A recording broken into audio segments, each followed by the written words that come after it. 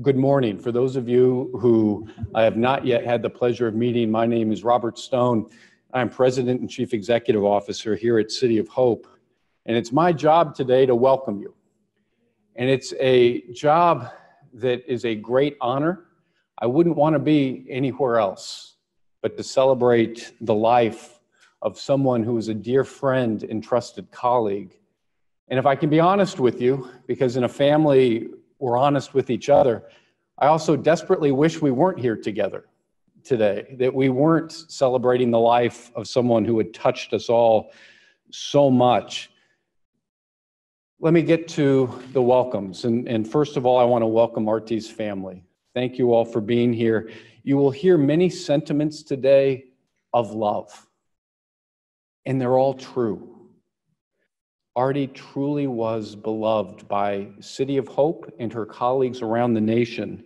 You'll also hear a touch of awe about the work that she's done and how many lives she has touched.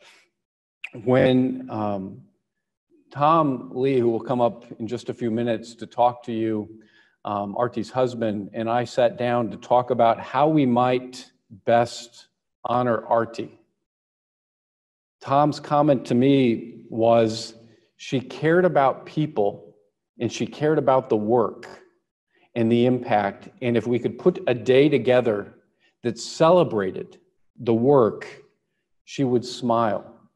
And I suspect as you go through the day, you'll want to laugh, you'll want to cry, you'll remember her.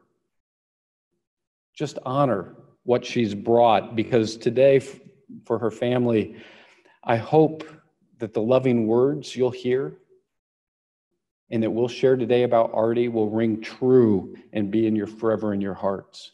I also want to welcome Artie's esteemed friends and colleagues. Many of you have come from around the nation and the world, and to honor her today, welcome. Welcome also to her City of Hope family, who had the pleasure of her laughter, her insight, and her encouragement every day. And most importantly, welcome to Artie's patients and their families who felt her healing touch every step of the way. You know, in trying to think about how to capture Artie in a very short period of time, I thought of a story I want to tell you, specifically her patients, and some of you have heard this before. When Artie passed, our organization mourned. And the best way I found to help people focus on the blessing we had that was Artie was to tell Artie stories. And everyone had one. Everyone remembered a story, and it ultimately ended in laughter or a smile or appreciation for what she brought. And as I walked the halls, I met a dear friend of mine who just looked devastated, Jennifer Hayter. Jennifer runs our rehab services. And I asked Jennifer to tell me a story. And she said, well, what you don't know, Robert, is that I was a patient of Artie's. And I got to see Artie in action with other patients. And one day, one of her patients called me over when Artie had left the area and said, isn't she wonderful? And Jennifer said, yes. Isn't she brilliant? Jennifer said, yes. And the patient looked at her in a very guilty fashion and said, may I tell you a secret? And Jennifer said, sure. She said, I'm her favorite. I'm her favorite patient. To which when Jennifer finished telling me that story, and I laughed like you did, she said, no, seriously, what you need to know is that patient was wrong. I'm her favorite. And I've told that story multiple times since, and I have been accosted by other patients who have said, you need to understand, I was her favorite. And for all of us who had the pleasure of knowing Artie, this was her greatest gift, I believe. Her authenticity and her ability to demonstrate to each and every one of us that in that moment, we indeed were her favorite. In that moment, we were her full focus. And in that moment, we had a friend who would walk a journey with us, whatever that journey was. You know, one of her favorite quotes came from Gandhi. Perhaps you know it. He said that the best way to find yourself is to lose yourself in service to others. I've spoken to many of you over the past few months, and I understand what Artie meant to you. And like many of you, I just simply miss my friend. Yet I'm comforted by the knowledge that her work, her life, her legacy lives on through each and every one of you. She leaves us with discoveries and innovations that will forever inform how we take care of older patients with cancer and how we think about mentoring and wellness, how we model compassionate care. And while we honor Artie today, enjoy the thought leaders from around the world who will share their insights into the topics that Artie cared most about. And while you do remember this, we are all blessed to have had this remarkable talent and brilliance throughout our organization. In many ways, she was the mom to City of Hope. She was the person that we turn to. And if you're like me, you will walk the campus and you'll think you see her. And you think that she's there, and then you'll pause and realize she is still there with you. With that, enjoy the day. And I'll leave you with this. Artie would want us all to continue our life-saving mission and to actually lose ourselves in the service to others and to find ourselves in the process. I look forward to a day of her memory and of honoring her memory. Thank you all for being here.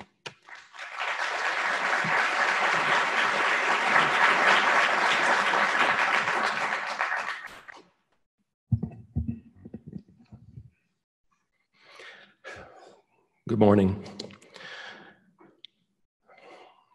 We're gathered today as a United City of Hope family to honor the life of Arti Hurria. Some of us touched by decades of friendship, others relatively new acquaintances, but all overwhelmed by the grief of an individual so special that her death marks a moment of sorrow that lives in each waking day. Arti was my student, my colleague, my confidant, and ultimately my mentor, teaching me more than I could ever give to her. Arti saw the world the way it should be. She carved a path free from pretense. Blessed with compelling wisdom, Arti nurtured all of us through her remarkable blend of passion and serenity. Sincere optimism, astonishing work ethic, and infectious laughter reflected her indomitable spirit. Arti's vision focused on the well-being of both faculty and staff, advanced in an unassuming but heartfelt manner, benefiting all at our institution. Mentor support, leadership training, stress reduction outlets, and women's professional development among Arti's distinctive achievements. Mourned equally by her patients, Arti was the most knowledgeable and empathetic and talented of physicians, beloved by each individual who had their great fortune of being under her care. The scores of emails filled with tears from around the globe attest to the affection and respect afforded Arti from our oncology community. She was a giant in both breast cancer and geriatric oncology research. Though Arti's death took a piece from each of our hearts, it is Serena, Tom, her mother, father, and siblings who most endure the loss of this precious soul that touched all of us. Serena, when your mom spoke of you with her magnetic smile, sparkling eyes, and unconditional love, she was a lioness, proud and protective of the child she adored. My words cannot do justice to the void that can never be filled, but let us collectively pledge to honor Artie's life through our contributions to humanity in the measure of each day. May her memory be eternal.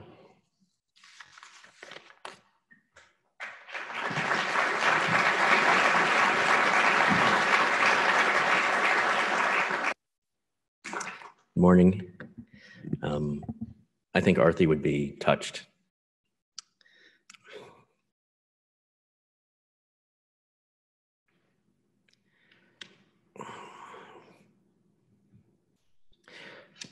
With the love in this room.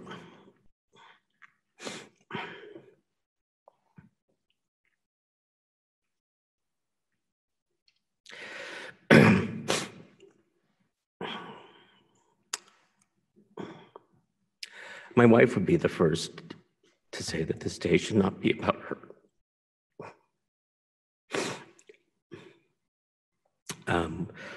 With all that she accomplished in her life, a big ego was not one of them.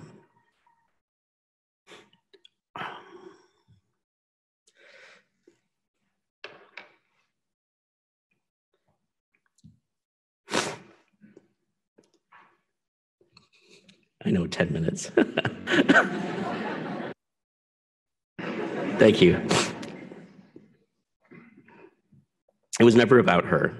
Rather, it was about how she could elevate those around her and as a result, the community as a whole. And I think that is why she was able to do as much as she did during her lifetime. Well, I'm sorry, Artie, but today will definitely be about you. But more importantly, it will also be about those ideas you championed and felt so passionate about. We are all struggling to cope with her loss, but by continuing her work, we will keep her spirit and soul alive. But there's a problem. How can we continue her work when it seems like she so effortlessly rolled all these boulders up a hill? Is the secret to her success just having her fierce intellect or unrelenting perseverance to cross the finish line? I wish it were that simple. It seems like there was something else. What magic was in the spell that she cast over those around her? What she had made us understand was that accomplishment was more than what can just be measured. Relevance was not a score on a grant or an impact factor for a journal or the number of patients enrolled in a trial, but how many people she brought up along the way. Instead of focusing just on productivity, she made it about belonging. Her ideas were powerful, and she gave them away to others and allowed them to take flight. So, how did she get others to come along? Her secret in all of this was a 4-letter word most people shy away from because it makes them uncomfortable and is not for the weak of heart. And it is the word love. Artie embraced this, and she was not shy about using it. In a time when the world is being depleted of love, Artie was an unrepentant reservoir that one could draw from and never empty. This was the secret to her success. Let's see, of course. A long time ago, I gave her a slide that had my favorite quote that I usually use to end my slideshow, my presentations. Yeah, she stole this from me, just for the record. I'm sure you all have this memorized by now. But it's an African proverb, which is, if you want to go fast, go alone. If you want to go far, go together. And this really truly represented her approach to love. Her love was inclusive and unanimous. It was available to everyone all the time. Her generosity with love was what I always assumed was the driving aspect of her success. Then I came across a second quote, one which I never had a chance to share with her. Let us not pray to be sheltered from dangers, but to be fearless when facing them, by an Indian poet who received the 1913 Nobel Laureate for poetry. I realized that what made her so strong was that she was fearless. She was fearless in her approach to problems, and she was fearless in her love for others. So as we listen to the tributes today, remember that this is all driven by her love. Love for her patients, colleagues, hospital, and family. It is the love that she had for you that we must now embrace by loving each other. That was her secret sauce. That was the magic that allowed her to cast her spell upon us. In closing, I'll share something with you. She really loved her last several years at City of Hope, where she was asked to be part of the executive leadership team, or ELT. And it brought her into conversations that she just really cherished. My hospital, I'm at Children's Hospital Los Angeles, has its own executive leadership team. And every morning, Artie and I would have a combined CHLA, City of Hope, ELT meeting as we talked about all the issues and problems confronting our respective institutions and how we were going to solve them. And so I know City of Hope better than most people here. And unfortunately, Robert, she never asked me to sign a non-disclosure agreement. So here I am in front of 500 City of Hope employees with a microphone. And what she would want you to know more than anything is how much she loved City of Hope, how much she loved her colleagues and her patients. And she was extremely grateful for the mentorship that Robert, Mike, Steve, all of them in your executive leadership team gave her. And I remember when we were first looking at coming to LA, she went to UCLA and it wasn't a good fit. USC wasn't quite the right place. It was sort of like Goldilocks and the Three Bears. And I was telling Robert that City of Hope, I looked it up on Google, and that year Google had just come out with the satellite view. And I got a satellite view of this campus. And what struck me was, and it was very true, was that you didn't come to City of Hope to get treatment. You came to City of Hope to get healed. And Artie truly embraced that aspect and ran with it. And as a family, I can't tell you how grateful we were and are that she had the opportunity and the privilege to be part of your community. And for that, we're forever grateful, because it was because of this environment that she was allowed to blossom and flourish and take all the mentorship skills that she had from Steve Rosen when she was a medical student and Cliff Huddis when she was a fellow, and then really have that blossom in this environment that is so unique to City of Hope. And it is our aspiration that today you will hear tributes and stories that will allow all of her effort and work to continue on at this wonderfully magnificent institution and continue to have an impact across the world for patients in need. Thank you.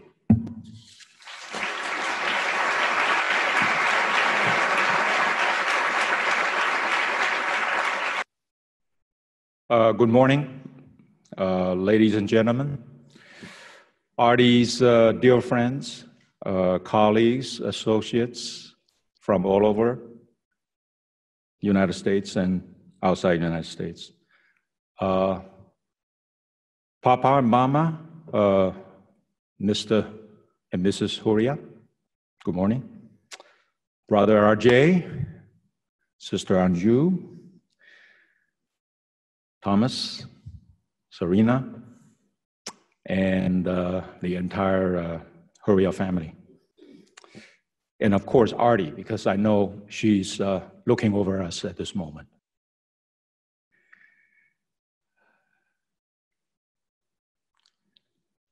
Personal reflection. Can we go to the next slide? Well, let me explain this photo, okay? The reason why I say Artie is looking over us is this picture is taken in January this year. Thomas and I was visiting my grandchildren, and he is on a business trip. We don't know about each other going to New York City. And you know how many people are in New York City? And in Manhattan? And I forgot it's what, between 53rd or 55th? And I just finished eating having dinner with my grandchildren, my son, my daughter-in-law, and we walked out. And if I were to dwell on that cup of coffee after dinner for 10 more seconds, I will be missing Tom walking in the streets. I mean, it's a miracle. And you know, it's not a random event. What is the probability of us two seeing each other? First of all, I recognized him immediately. He thought I was asking for pocket money. But anyway, you know, that's my grandson, JJ, and so we had this photo taken. So she arranged this. It's got to be her, okay? Anyway, before we go to the next slide, I got a couple of slides. I'd like to just share some of the moments, the sad moments in November.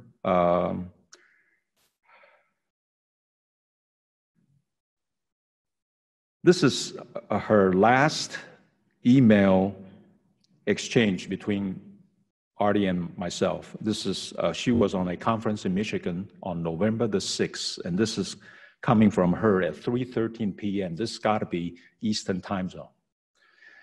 And her comments, quote unquote, was, "Thanks so much. That's wonderful news." You know, very short, very short. And she was referring to one of my employees making huge progress on cancer treatments at COH. And, you know, I just had to tell her. And then the next day on the 8th, because Taiwan is 16 hours ahead of California. There was a message from Christine. And it says, "Can you please call me when you have a chance? It is important, thank you." You know, I couldn't figure out what's so important for Christine to try to find me. And the bad news was devastating. I didn't go to office that day. And the gravity of Artie's tragic passing has taken time to sink in for me personally, and I think you feel the same. In 2 days, Artie would have passed about 4 months. I think I would like to, the next couple of minutes, I'd like to share with you how do I get to know Artie, right? I mean, how did this happen, right? And I want to put it in the context. She's born September 7th, 1970 in Brooklyn, New York.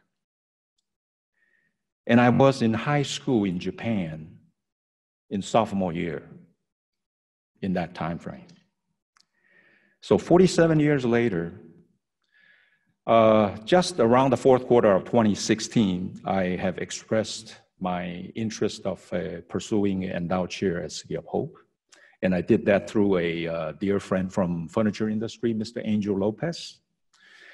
So I later on, as time goes by, I had an appointment with Dr. Rosen, and right in front of me, there were several opportunities of endowed chair.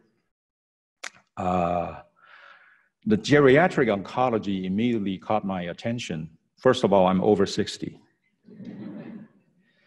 And I have friends who are coping with cancer at that time. And I also found out that Artie has been with City of Hope for more than 10 years. You know, long time associate.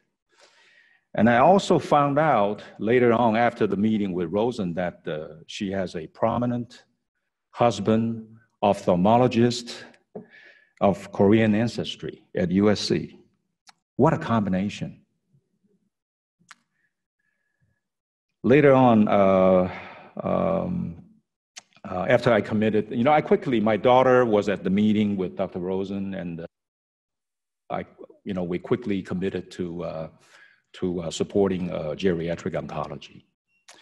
And then later on, I think Artie and Thomas invited us to a Sunday brunch at your house near Pasadena. And my daughter was with me, my wife was there. We had a wonderful couple hours lunch. We found out about each other, what we believe. It was a very, very a good chat and getting to know each other, And then on June 28th, that was the original picture.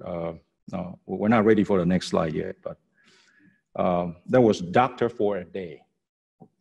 That was quite an eye-opening experience for me because, I'm from the cut and dry business world, okay? My business is furnishing hotels around the world with furniture. It's cut and dry.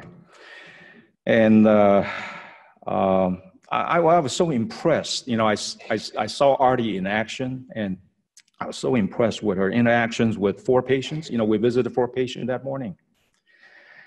She's compassionate. She listened to the patients with patience, okay? And you know how business people are very impatient. And the patients have tremendous trust in her, okay? And then, of course, we have the investiture presentation on August 21st, 2017. That's August 21st. My daughter on the right, my wife, Chris, myself.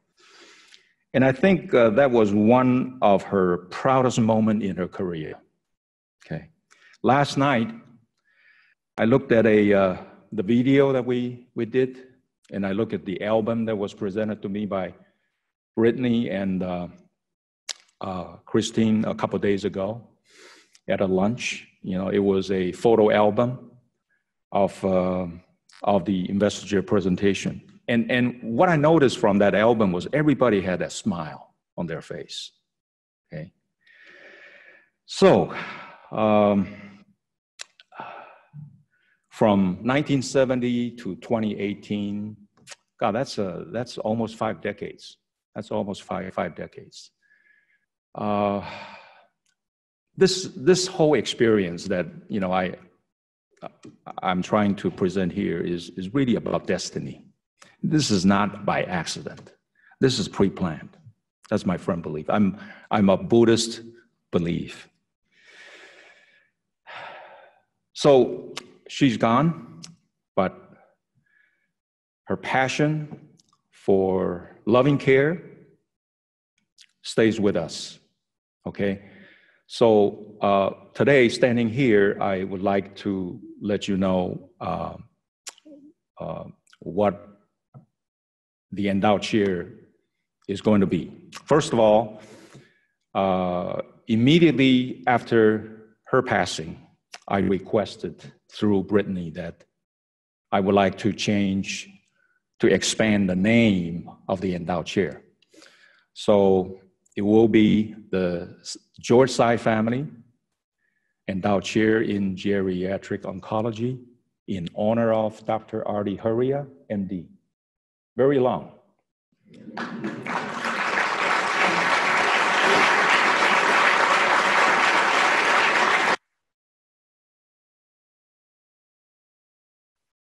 And I just don't want our anguish and sorrow to wipe out those smiles on that face in that video. And I'm standing here and I'm pledging my support to continue to support the chair, the endowed chair of geriatric oncology, beyond the original commitment. So I'm in the hotel furniture business. I supply hotels around the world. And as long as Fairmount Designs is in business, I would like to bring my team on board.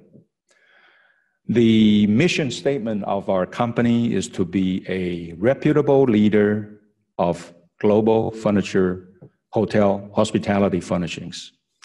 And I'm adding, I like to, that's supplying furniture, right? I told you it's cut and dry. But I like to add a grand dimension to our mission statement by carrying on Artie's legacy of love, compassion, and services. And I know it's a small effort on our part, but I'm confident that Artie is cheering for us from above. Thank you. Couple of slides. I like to run through the slides. Okay. This is, we made a Thomas, Serena, and we made a very painful trip back to Artie's office since her passing. That office was locked up. We opened it up. It was painful. I sat in her chair for 30 seconds, try to feel, I can't explain the pain. And I saw this portrait on the wall. So I told Thomas, I said, I would like to have that. So that's from Artie's office, and it's a ASCO post. Okay, go to next. And now it's in my office. Okay, my two canine boys, and then there's Artie's portrait. Next one. The mission continues. Okay, she's not with us anymore, but her spirit, her passion stays, and I feel obligated, and I'm honored to continue the mission with all your help and support. Thank you.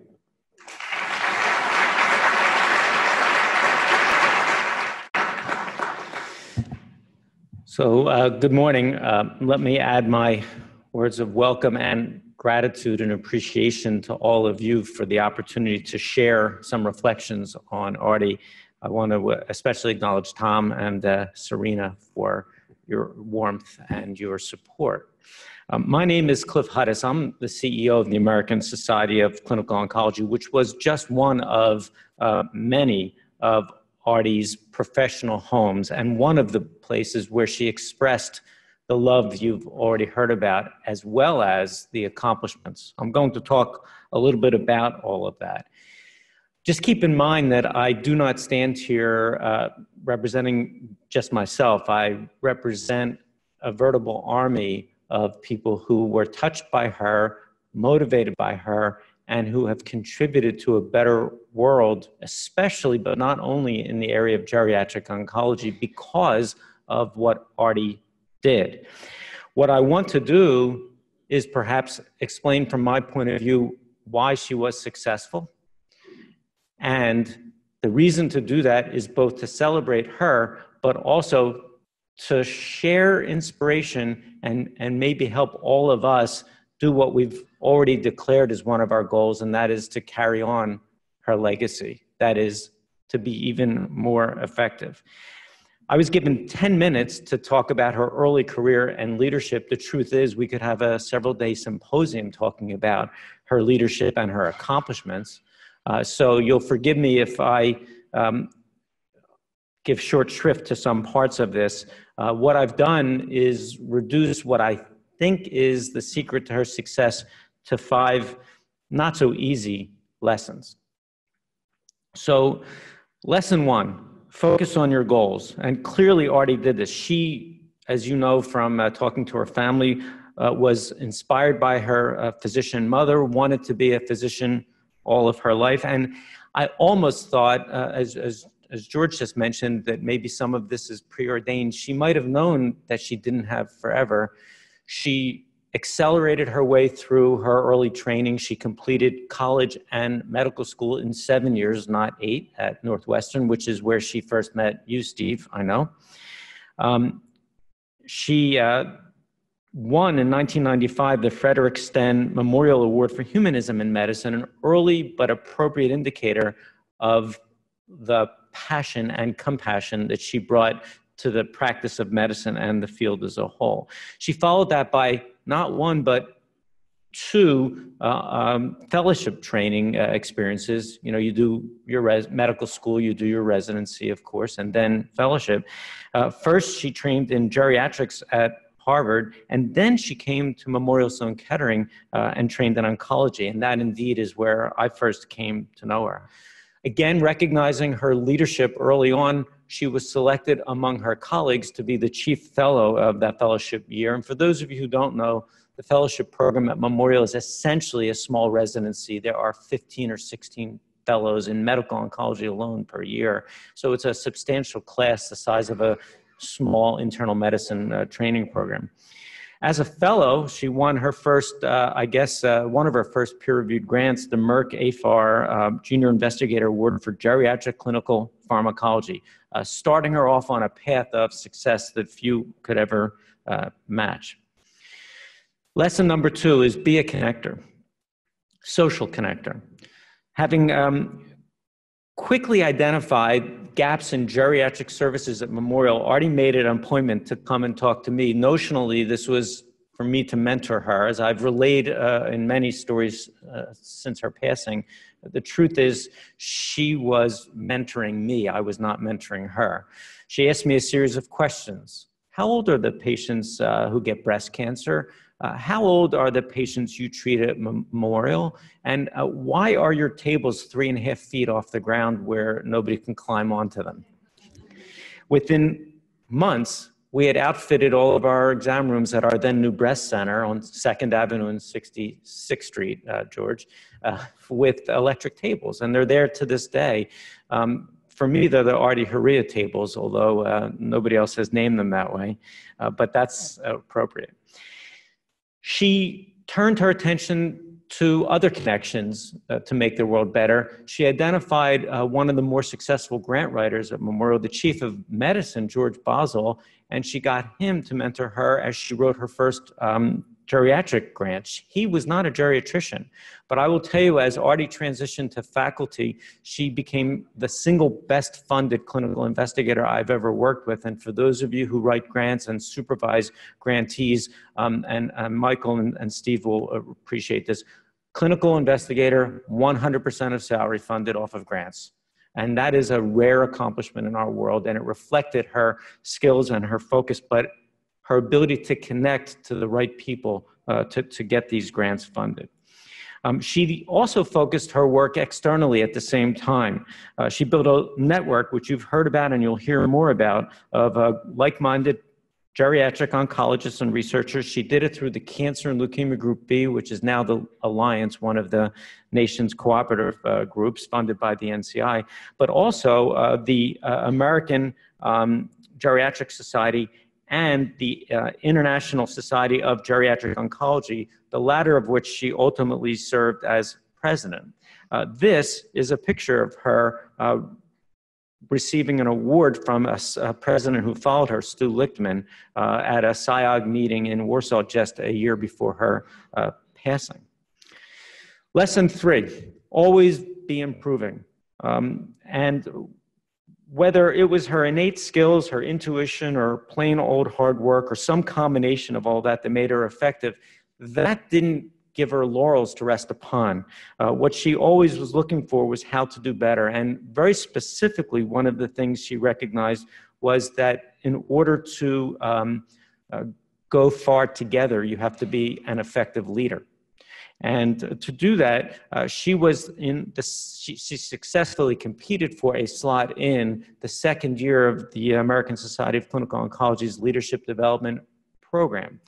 This is a crown jewel at ASCO. It's one of the highest impact programs that we run. Every year, about 16 mid-career oncologists are brought together. They work weekly and monthly remotely, and they meet together 3 times a year.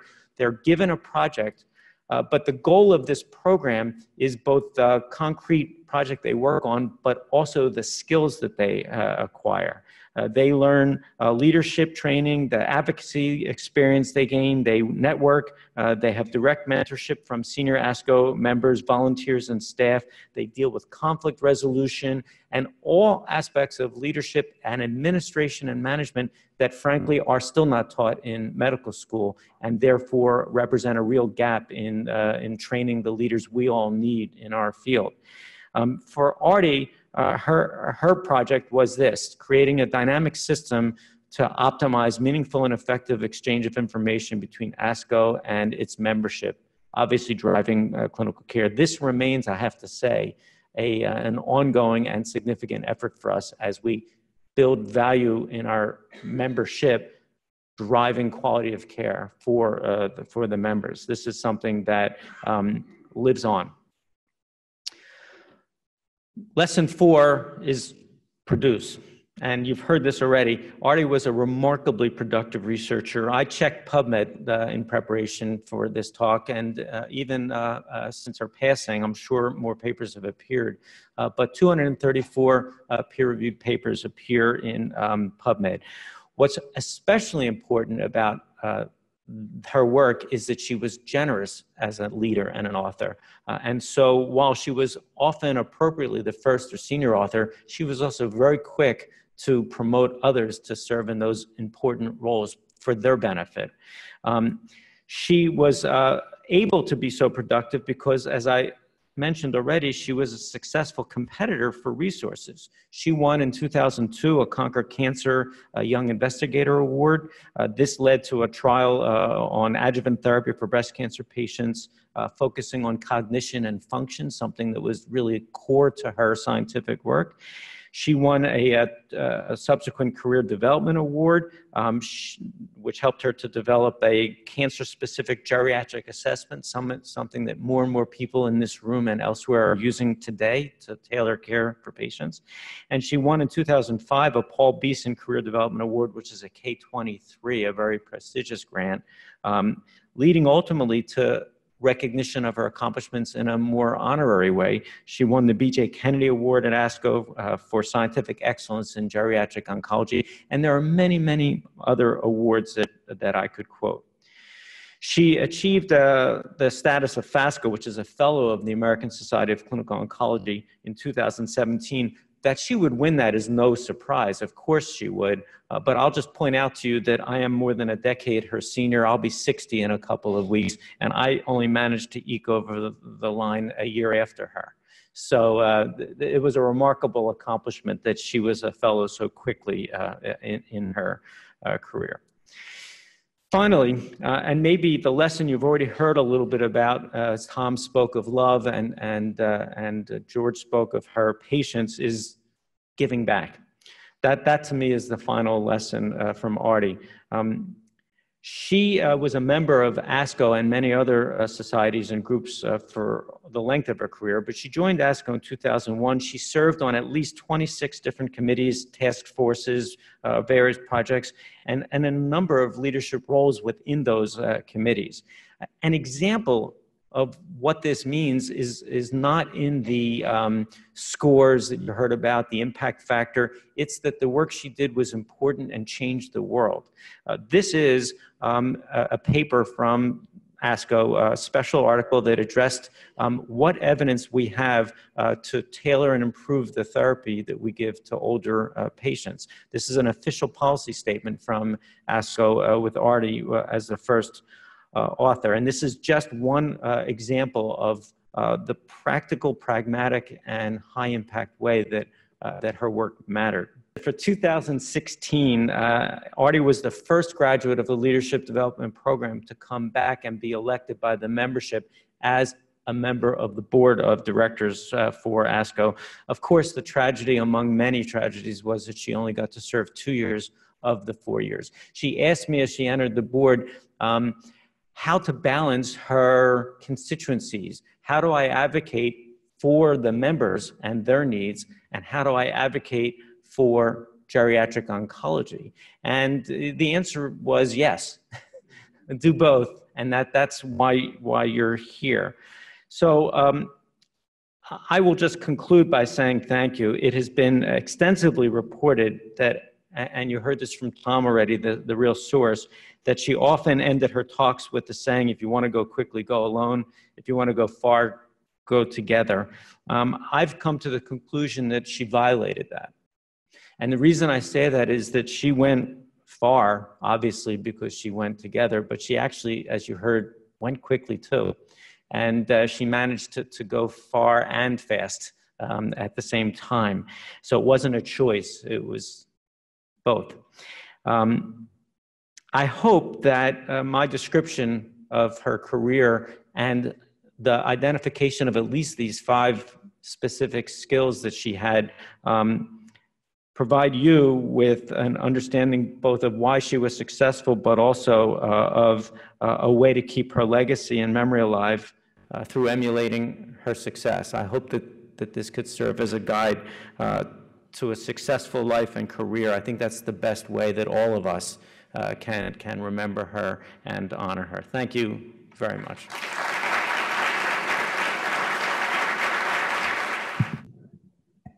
First of all, just want to say thank you, especially to the family, for being here.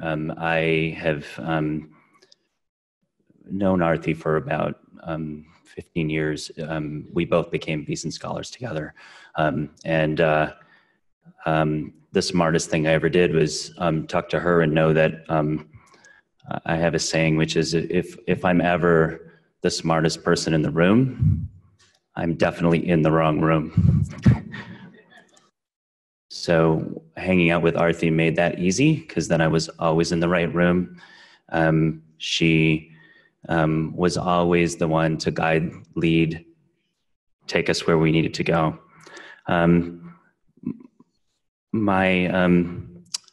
Following in all the footsteps of the people who just spoke before us, I just want to reiterate what Cliff just said. I was pondering this saying that I, like you, have heard repeatedly from Arti about going fast and going together. And I wrote down, if I could pick 2 secrets that I learned from Arti, the first one was she kept a secret. She went fast and together. She took us all with her, as Cliff said. And I think that's a lesson. Whether she knew or somebody knew that she wasn't going to get enough time, she knew where she wanted to go, and she went fast, hard, as quickly as she could, and she drug the rest of us right along with her. And I'm forever grateful that she did that. I was only going to tell my one anecdote, and I really want to honor her research, but this is the day after I got the message from Supriya on what happened. And there was a whole clinic full of patients that were coming in. And we were trying to decide, what should we do? Should we see your patients? How are we going to do this? I insisted to leadership that we had to see the patients, and that I would do it, even though I hadn't met the patients. This is not to say anything about me. I felt like it was another lesson from Arti. I ended up calling it supportive care boot camp. Patient after patient after patient, they all were her favorites. They really were. And I met 13 of them in a row that day. I feel honored to have been there to do that. They threw things at me. They yelled at me. They were so upset about this news that I had to bring to them, because she meant so much to them. I wouldn't recommend this to anybody else, but I would say Arti continually surprised me. I saw how busy she was. I can't imagine how she knew and connected with her patients like that. With everything else that I knew she was doing, I never had that experience. So I just want to say to everyone here, especially to the patients in the room, I am so sorry, and we will all do our best to take a little bit of that in our care to you all. That's my only anecdote. My job here is to get out of the way pretty soon, to let my colleagues talk about all the fantastic work she did on behalf of our fields, our combined fields of geriatrics and oncology. We just heard, it's impossible to overstate how much she did for our field. It's impossible. I just wrote down in 2 minutes the couple of things. All of the ASCO awards. She won the top honor in our field at ASCO, the BJ Kennedy Award. SIOG, she won the top honor, the Paul Calabrese Award. She was the founding editor of our signature journal. At the American Geriatrics Society, where I come from, they're giving an award this year, the Solomon Award. It's the top honor at AGS. It's never been given posthumously. She's going to be receiving that award this year at AGS. The Alliance, she became the co-leader of the Alliance, which was the central location for what I could just go on and on. I just picked a few. Her influence by any measure was vast and deep. You can say we didn't capture everything in metrics. Pick a metric, pick your emotions. She nailed them all across the board. Just an amazing thing. If there was one thing bigger than her actual accomplishments for our field, I would only say it was all the stuff she was gonna do. There was so much more that she had in mind. We all knew it. I miss her personally, and I miss that energy more than anything. I will forever miss that. I bought myself a red hat. They're hard to find. I like to wear hats. This is my Arti hat. It's the most expensive hat I ever bought. But it's a reminder for me for what my job is. And I would speak for our field. Our commitment is to ensure that all the stuff she did, the one good thing about it is she brought us together. She taught us so much. She brought resources to the field. She brought leadership. If there's anything we can do is like grab a little bit of that, take whatever that little essence is, wherever we find it. I'll give my sense, stick it on, put it on, wear it on your head, do whatever. Remind yourself, because we're gonna have to do it. It's gonna be up to us. If we don't do it, it's not gonna happen. She believed in you, you can do it. We can do it. She would want us to do it. I just want to read the card. One of my responsibilities as I see it is to lead the Cancer and Aging Research Group, which she founded and grew into what it is. The mission is to join researchers across the nation in a collaborative effort of designing and implementing research to improve the care of older adults with cancer. And here's the most important part. The only requirement for membership is the desire to help older adults with cancer. Everybody's invited. We welcome you all.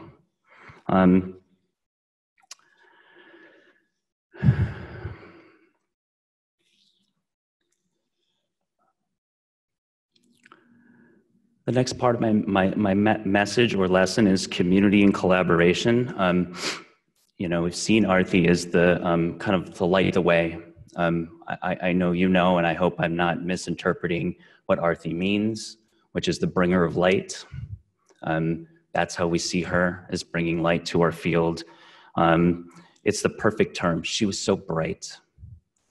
If there's one personal characteristic I'm going to miss the most, besides standing there while she walked on her treadmill, we wrote a grant, was her laugh. She had the best laugh. I would spend days thinking up ways to make Arti laugh, just so I could walk in and tell a joke and she'd laugh, because it was music. I will miss that. She brought light in every way, and that laugh represents her light to me. One more quote. I have some Artiisms in my quiver now that I can pull out. Thanks, Tom, for giving me another one.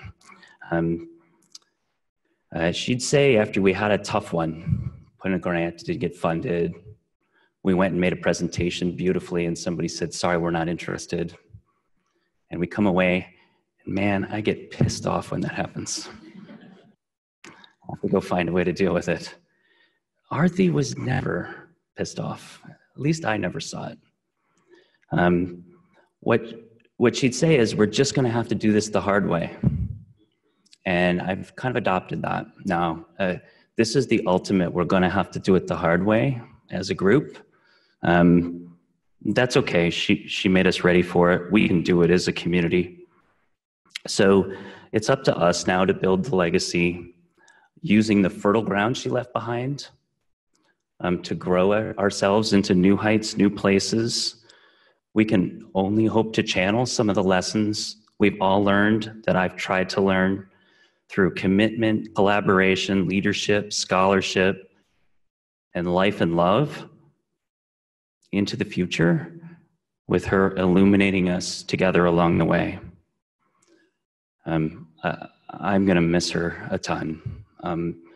Thank you for sharing her with me. I'm going to introduce the few people who are coming up. I know we're all introducing each other. I don't have elaborate introductions. They can help us. Mina Sedrak is an assistant professor at City of Hope. I'm proud to call him a colleague and a friend. Nobody's more committed to creating the world in Artie's image than Mina. Bill Tu, from Memorial, an extraordinary colleague, constantly leads us in new directions, encourages a collaborative approach, guides us towards what I'll call the better angels of our nature. He's a beacon of light that Arti has nurtured from the beginning. Hi, Mas. I know many of you know him, along with Harvey Cohen. He led the alliance and handed it off so gracefully to Arti. He brings out the best in all of us.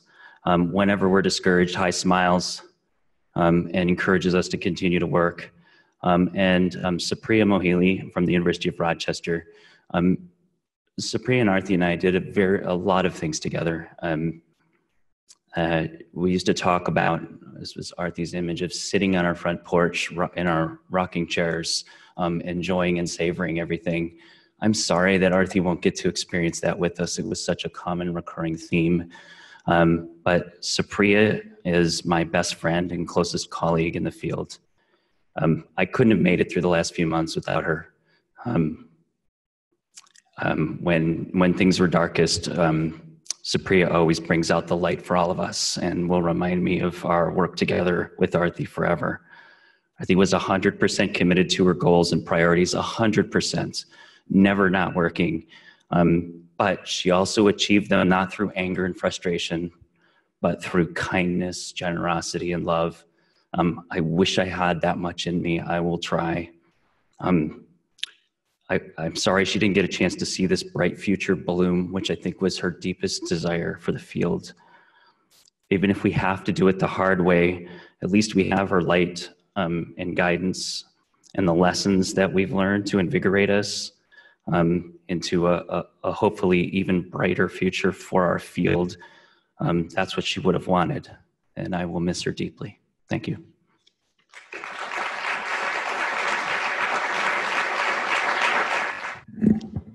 Hi, everyone.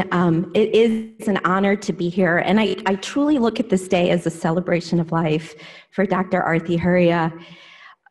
I thank the City of Hope leadership, her family, who she loves so much, especially Serena. Serena, you were really the sparkle in Arti's eye. I mean, really, she loved you, and you were her favorite. Don't let anyone else say anything else. And we all knew that. And I think that her family, I thank William for organizing today, and Vonnie and her efficient and productive and lovely and wonderful team sitting in here who loved Arti so much and worked like a team that I've never seen work together to accomplish a unified goal of improving care for older adults with cancer. Arti was more than a colleague and friend. She was an inspiration and a guide who lit our way as we tried to move forward in a field and that was difficult, really changing a culture of medicine and the view for older adults with cancer, that older adults have wisdom, they add value, they're heterogeneous in health status, everybody's not the same, fighting ageism. This was Artie's passion, and she helped us not just by, she helped us fly, but not just by giving us the tools and the wings ourselves, but by helping us get individually as high as we wanted to fly. So it wasn't just getting off the ground, it was getting as high as we individually could. And then collaboratively as a team, really working together to fill the void. She was a builder, a leader, and an amazing woman. There are words for women leaders that I think are often discouraged: powerful, intimidating, fearless. She was all of those things. I mean, she could be scary, you know, when she wanted something, you know, there was no stopping her, but she did it with compassion and love and humor. And she was a lovely person to be around. And so that's really was important to us and was a guide for us moving forward. I will say one of her biggest passions, and I tell people this, you know, they'll say, we loved Arti. She was great in breast cancer. She helped with mentorship. She helped with all of these wonderful things. But this is what she cared about the most in her work life. Her passion was really integrating geriatrics and oncology. That is what she cared about. That's what she will be remembered for. That was her legacy. And that is what we as a community need to continue to fight for and to continue to build. So I took it upon myself, it was my job today to really, oh, the slide color changed. It's to really demonstrate her work. And of course, we borrowed Artie's slides all of the time. And in some presentations, it turned out to be like a joke, because there was a slide with this gentleman, the barefoot water skier, that passed from person to person to person to person. And sometimes Artie and I would be sitting in the audience and we would be like, how did they get that slide? and it was okay. She shared her slides, she shared her work, she shared her pilot data. There was no way that I would have gotten my R01 without Artie's data to help me analyze and conduct my sample size. She was really that generous because in her view, it was working together to improve care overall, and there was no competition. It was working together. So the slides were developed by Vani, I'm sure, with Artie's approval. These are all Artie's slides, and they reflect the overview of her work. So she and her team were adept at finding these really wonderful older people who, at higher end of ages, are physiologically quite perfect, doing things that most of us can't do. Just to illustrate the point that age is not what matters, it's functional age and physiologic age. Fitness matters more than chronologic age.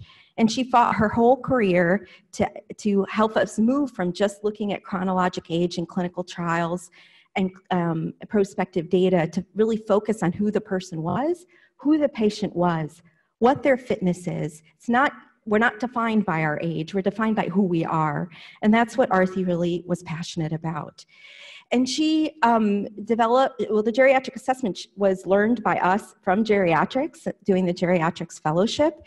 And it's really a compilation of tools that assess domains that are important to an older adult, like function, cognition, comorbidity, nutritional status, psychological status, social support, medication. So again, the compilation of all of these measures can help us understand somebody's fitness. And this is what makes up a geriatric assessment. And there's nobody else in this world who has done more in research for geriatric assessment than Arti Hurria. She really was the one that spearheaded this and helped us learn more about geriatric assessment to integrate in oncologic care. Originally, we got pushback as fellows. I'm sure a lot of people in the room did. Geriatric assessment's too long, takes too much time. We can't do it in oncology. And her first step was to show that it was feasible. So the very first study of feasibility, whether or not a geriatric assessment can be done in cancer clinics was done by Arti when she was a fellow at Memorial Sloan Kettering. I tagged along. I had met her at meetings and kind of followed her around. And I was a fellow at University of Chicago, and I asked her if I could open the study, and she let me do that. And we worked together to, I enrolled some patients on, she developed the study, don't get me wrong. I just enrolled patients on it. And we did the first study to show that it was feasible. And then she moved on to do this in the Alliance, so a national cooperative group, to show that we could also do this in clinical trials. This feasibility study was also patient-centered. She was solely driven by the patient. She asked the patients, is the questionnaire okay? Is it easy to comprehend? Did it upset you? Did the questions upset you? And what she found was that it was really feasible and that patients actually value doing it and didn't have a lot of trouble or worries with it. And then she took it the next step and said, well, we know it's feasible. How can it help us in oncology identify patients at the highest risk of toxicity from treatment? Can we help patients make more informed decisions about cancer treatment? This is the core of what she believed in. It's integrating aging-related and sensitive care with cancer care. And what she did was, because many of us were all alone at our institutions without a lot of support, she brought us together in the Cancer and Aging Research Group. As William mentioned, it was a phone call, twice a month. That still happens, where anybody is welcome to come onto the call and to learn about geriatric oncology. She took 10 of us, and we enrolled patients to her Beeson study with very limited funding. We enrolled 500 patients in the development study and an additional 250 patients to the validation study. And these were published in the Journal of Clinical Oncology. The 2011 publication has almost 1,000 citations. This tool will have lasting impact beyond Arti in terms of how it informs clinical care for older adults. In addition, she developed and validated a tool for older patients with breast cancer that was presented after her death at San Antonio Breast Cancer Conference. And this research was named a key clinical cancer advance. Again, Arti, her whole goal was to disseminate, to allow people to learn how to use the tool. And in addition to just having the phone call, she had her team develop the Cancer and Aging Research Group website, which is accessible to everyone. It posts the slides from our conferences. It posts all the geriatric assessment measures, the chemotherapy toxicity tools. And it currently gets 6,000 hits a month. So people are using the tool. In the geriatric assessment tool page, 16,000 hits per month for the website, visitors from 24 countries, 45% international visitors. So we can see her impact throughout the world with developing this tool through her research. In addition, last year, Arti, William, and I chaired a ASCO guideline, which incorporates this tool as a standard recommendation for all older patients receiving chemotherapy for cancer. And it reviews the evidence that shows that geriatric assessment is feasible, predictive, and has the potential to improve outcomes. So again, another mechanism of long-lasting input. Our guideline developments that Arti did for ASCO and for NCCN, and the strength of the data really coming from Arti was that this was high strength, that the benefits outweigh harms, and a strong quality of recommendation. In addition to trying to integrate geriatrics into clinical care, Arti's one of her passions was really incorporating geriatrics into oncologic clinical trials. And she was fighting for this all along, putting together high quality presentations, speaking to funders, speaking to pharma, speaking to the FDA to make sure that the trials that we design in the oncology community are sensitive to the needs of older adults and help us as clinicians make the best decisions in partnership with older adults and their families. Through a U13 grant from the NIA, we were able to have a series of 3 conferences. And this was really CARG investigators with the NIA and NCI, and found that clinical measures like geriatric assessment are rarely included in clinical trials, and we need to do better at this. And again, this is something she fought passionately about.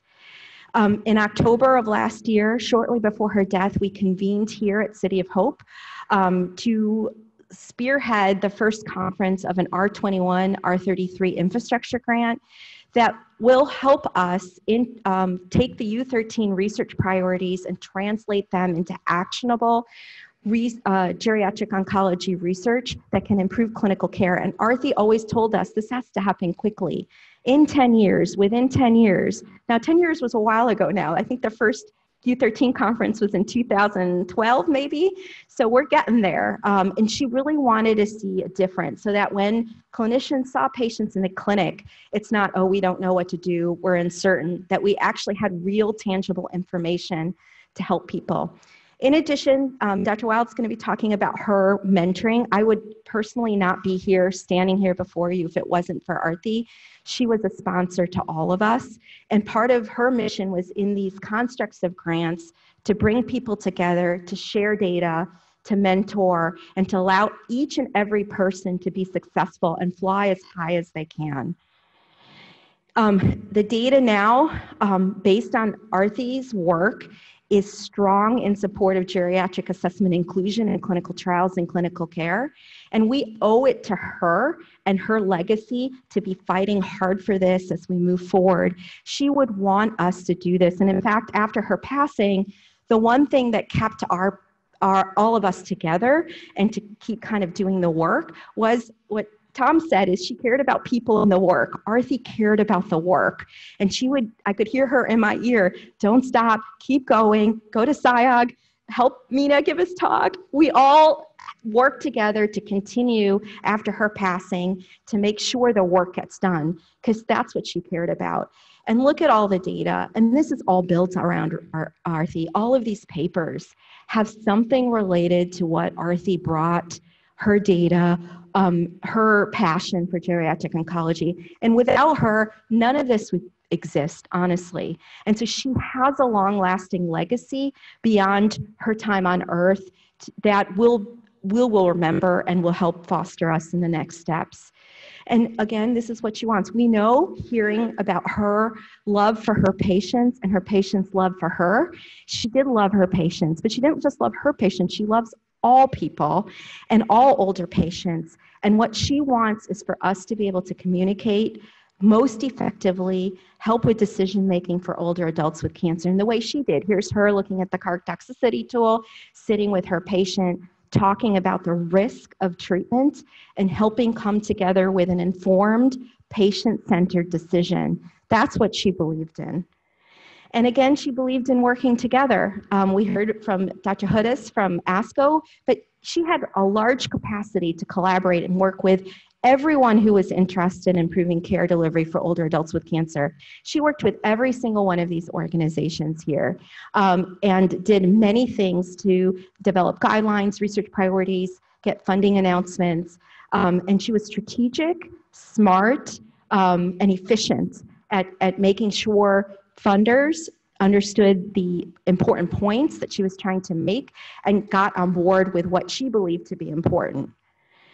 And I will say she was the first person also to be the founder of and the first editor for the Journal of Geriatric Oncology.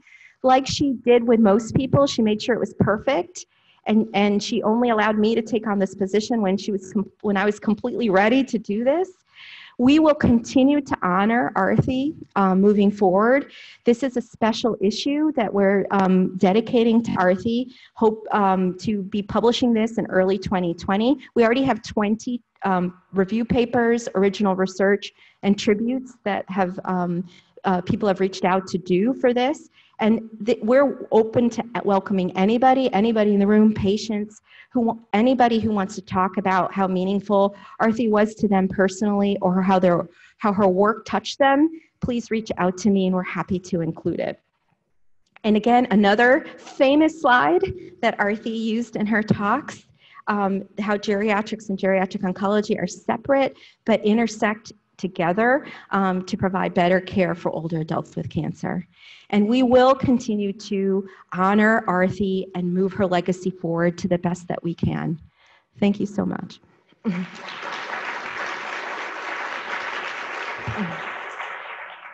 Well, it's really a sad but very special honor to be asked to speak here today as we really pay tribute to really someone most special. And they say that everybody's replaceable, but after meeting Arti Hurria, I'm not so sure. So this is a wonderful poem written by Wisława Szymborska, who won the Nobel Prize for Poetry. She's a Polish poet, and she wrote a great poem it's called On Statistics. And it's a wonderful poem, and it starts out of every 100 people, and it goes through line by line, different characteristics of people. But there's one line that I think personifies Arti to me and is indelible, and that's always good because they cannot be otherwise. 4, well, maybe 5. And it's really special, and I think it really personifies her character. Cliff Hudis has already talked about Arti's major contributions to the American Society of Clinical Oncology, and I'll just highlight a few. But initially, geriatric oncology, as we know it now, was not really recognized as any type of field of medicine. And I would bet that right now in this room, the majority of medical oncologists, surgical oncologists who are specializing in geriatrics are right here in this room. And Arti has mentored most of us, even though mentees are supposed to be older people like myself. It's really not true. It has to do with giving of yourself and training people and taking time to make them better, all things that she did so well. And so Arti was part of the beginning of the American Society of Clinical Oncology teaming up with the Hartford Foundation to actually start fellowships where someone could do a year of geriatrics and then 2 years of something like medical oncology and become a geriatric oncologist. And this was extremely important and unique at the time. And because of these efforts, which she was involved in very early in her career and participated in these programs, the American Board of Internal Medicine incorporated this so that people could be dual boarded in this specialty. And we think we forget that, but it's been so important in moving our field forward because we are a very small group now. And I think Arti's wish would be to really grow it, but we're still a very small group, and it's due to this work of ASCO early on in her career. And then throughout that time, Arti helped develop educational programs. I suspect at the first ASCO meeting, we had a room that held 1,000 and got 5 people. But by the time Arti was done working with her friends and the crowd and putting together special sessions, we really became a major force in the ASCO educational sessions, which continues today and led by so many of the people in this room and has made our field at least more visible. She started an elderly working group. This word isn't popular anymore. Older cancer patients working group at ASCO, which still participates and helps build the policy statements and all the recommendations that we've seen earlier, which are really very important and really direct and we hope implement national policy. As Dr. Hudis has mentioned, she was among the first trainees in ASCO's Leadership Development Program, and she was perfect. The purpose of this is to develop national leaders, and certainly who could personify that better than Arti, who subsequently received the B.J. Kennedy Award. And if anyone knew B.J., he'd be getting up at every meeting and saying, why aren't there more older people on clinical trials? So she was the perfect awardee for this, and ultimately was elected to the board of directors. And I have no doubt, had she moved on, she probably would have been one of our great ASCO presidents as well, such as Dr. Hudis and others. And I'd like to really thank ASCO because with Cliff's leadership, Rich Shilsky in his role there and others, they have been greatly supportive of Arti's efforts in the society, geriatric oncology in the society, and also are building a Young Investigator Award to fund special projects led by outstanding young investigators in geriatrics that will really foster her research. So I think this is something extremely special. Arti also came as a young person to the Alliance. The Alliance is a National Cancer Institute funded cooperative group, and it really was a seminal group for doing research, large clinical trials. And she came to us, Cancer in the Elderly Committee, as a fellow.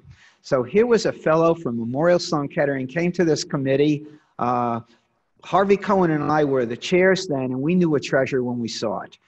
This was a really special, unique person.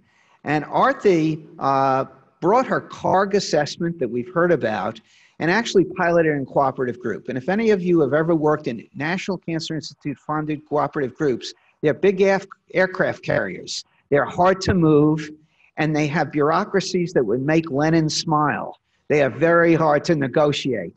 And so here we had a fellow who came, brought her protocol, got it through the system, and did it. And what was so unique was this was a study where Arti and her team volunteered to contact people like myself who put patients on trials, where she got immediate information from the group who was put on a trial that day in a big database, and then go back to me and do her geriatric assessment on that patient to show that it could be done in this vast, very large cooperative group. And she did it beautifully. As a side, we studied in our first study about 92 patients, and it was interesting because we did mental status exams, and all these people were on clinical trials. And if you've ever seen a consent form for a United States clinical trial, they're unreadable. They're numerous pages.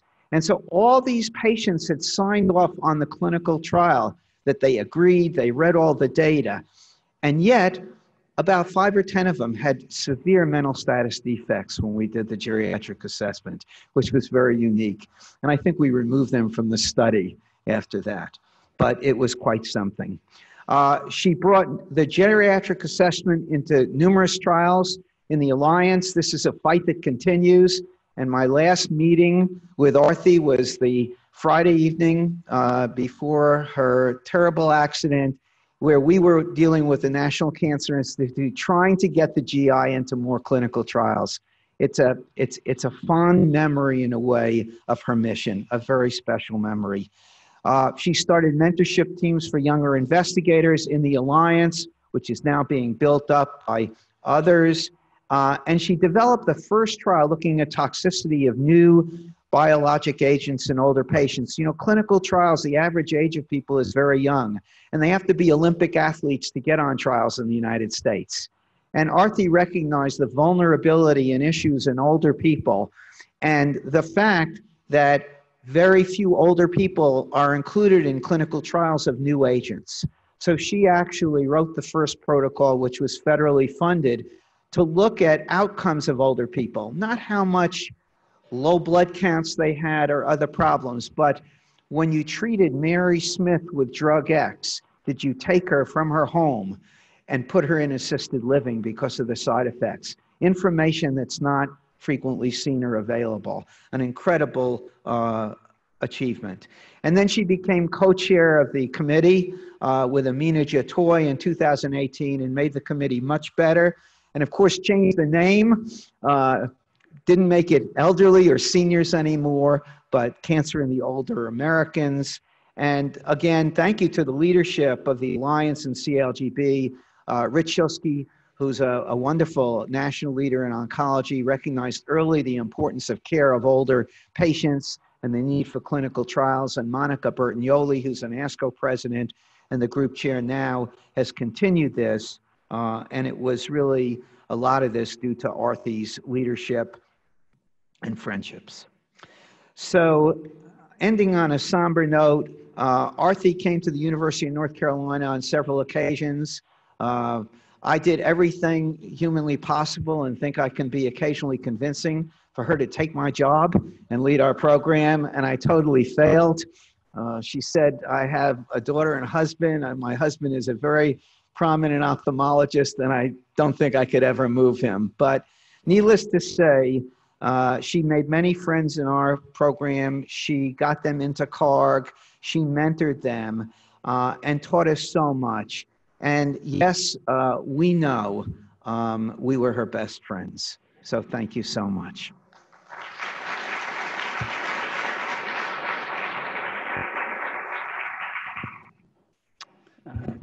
Well, thank you. My name's Bill Tu. I'm from Sloan Kettering and a close, dear colleague of Artie's. Thank you, City of Hope, for inviting me today. And I especially want to send my love and condolences to the Hurria family, Tom and Serena. It's a complete honor to be here today. My goal today is not so much, yes, to talk about what Artie contributed to our field, but to remind everyone in the audience that Artie was a New Yorker. Okay, I woke up to this beautiful sun, walked out of the hotel, felt the California air, and I get it. I know why she moved here. I don't, but you know, Artie was a true and true New Yorker. She was born in New York. She was trained in New York. And I think what we forget is the grit, the determination, that empowerment that I could change the world. That's very New York. Okay. Artie was in the class of 2001 at Memorial, a very, I think a great group of fellows. She's 2 years ahead of me. I was still at NYU Bellevue at the time, at a very crucial time in New York in 2001. And Artie's class, I think for all of us, was known as this group of just nice, smart people. You know, and looking back at the picture, you know, Artie in the center, maybe she had something to do with that. I mean, she had that influence on other people around her. But, you know, these are old pictures here. But, you know, Don Dizon, a wonderful guy and colleague, Jacob DuPont, Manish Shah, who she was the co-director of the fellowship class with. And Artie was determined. She was really on a mission from the start. She was going to sell to everyone why it was important to do a geriatric assessment, why evaluating older adults was important. And she developed her own geriatric assessment. Now, this is not a new invention. There's been geriatric assessments for decades, but she brought it together in a way that she wanted to make it feasible. She wanted to basically recruit and convince oncologists that this was the right thing to do and it was easy to do. And as you see here, and as Supriya briefly showed, all the different components of her assessment, which she was funded and supported wholeheartedly at Memorial. And in that short time of her fellowship, she showed it was feasible and made that first argument. You know, she knew the steps you had to take to convince an audience about why you had to do this. And she realized the first thing she had to do was convince everybody in the room that it's easy. It's not that hard. It's feasible. And she put it, and she did this with, and this is her slide, by the way. Many of these slides are. She just convinced everyone in the room, including myself, who was already a believer, that this is so easy. Why aren't people doing it? You know, patients can do it. They enjoy doing it. They can do it on their own, and it doesn't take up much time in clinic. This is kind of where I came into Artie's life, and you know, consider it one of the biggest blessings in my life, was the time when Artie decided to move from New York to California, and she had just taken the assessment to the next step, which was to try to show that using this assessment could predict chemotherapy toxicity. And this required the research team to do an assessment before and after chemo, follow CTCAE, grade 3 or higher toxicity, and to have this one-on-one MD evaluation of the chart to make sure we captured everything, right? It was going to be 500 patients, which was pretty ambitious. And at the time, it was really just at MSK, but the goal was to broaden it to a much larger group. And she understood that was necessary because MSK, Manhattan, is not your typical older adult. And she understood that. And so her goal was not only to open it up at MSK, but to build a network of other institutions and investigators that could accrue to this trial. Arti left New York, I guess it must have been about 2005, 2006. And the first patient enrolled in November 2006. I met Arti around that time. I became an attending at Memorial in 2005. And I remember going to her office, which at that time was this little room with no window in our Howard building. And it was dark in that room, no doubt. There was no window, but she just brought this light and this brightness and this mission that I had to be part of it. I was doing developmental therapeutics, traditional phase 2, phase 3 trials, and explained to her that when I was a medical student, I was assigned a mentor at the University of Rochester of T.F. Williams, who was really a godfather of geriatrics, that developed the NIA. And she heard that and she said, "What? You need to be doing this work." And I said, "Yeah, I do." And so she said, "I'm going to California. You're going to be the PI on this study at Memorial, and we're going to work together." And that was the start of it. We had calls with Arti's research team, which it's amazing to meet after so many phone calls over the last 10 years or so. And as many in the room had already mentioned, it led to probably the definitive paper in the field, which was showing that doing a geriatric assessment, and more closely doing a abbreviated version of an assessment, which was this 11-point tool, was a much better predictor of chemotherapy toxicity. And I think this figure on the right is to me the real selling point for her, and she knew this and included it in all her slides, right? That compared to the old way, which was the Karnofsky performance score, this one was much better. And you could just see it, easily could predict. And again, this is her New Yorker coming in, and a little bit of her competitive edge. She knew what KPS meant, and particularly at Memorial. Remember, KPS was developed at Memorial Sloan Kettering in the 1950s by Dr. Karnofsky, and as a real legend in our institution, granted, from a long time ago, but Dr. Karnofsky developed one of the first functional assessments of patients with cancer. He had that same vision as Arti. And here she was saying, yeah, KPS is important, but it doesn't work for everyone. So everybody has already talked about why this GA is so important and why this tool is, but I think in a few slides here, I just want to show what this geriatric assessment did for our community, how it provided the foundation of a new emerging field, a group of young investigators, and how it strengthened so many other initiatives, both at cancer centers, and I'll specifically talk about Memorial, and other cancer organizations, including ASCO, the FDA, and NCCN.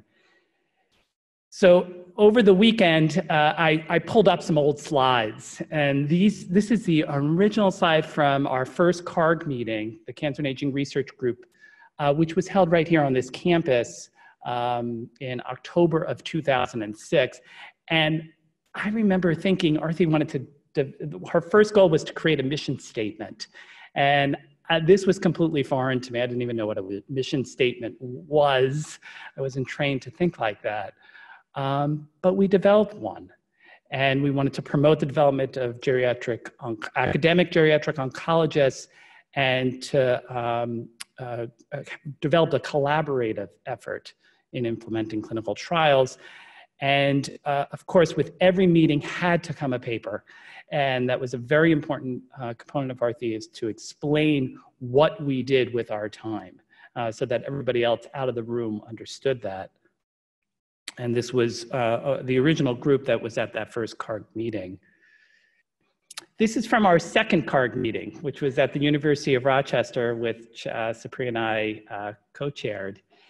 And the first thing I remember going, and Arti wanted to create a survey to kind of get a feeling of the room.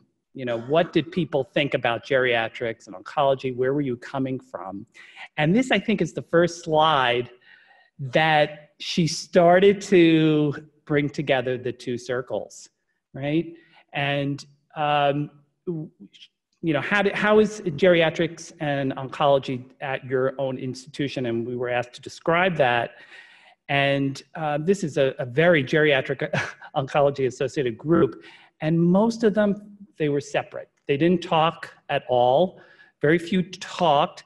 Some had oncology groups that there were some geriatric oncologists within the department, but they were often put in the corner. And for sure at MSK, that is how it was. And I think one of the unspoken things here is how Arti completely transformed Sloan Kettering and our geriatrics service. And I think this was in part from her will, but also I think it was timing and having good leadership that supported her.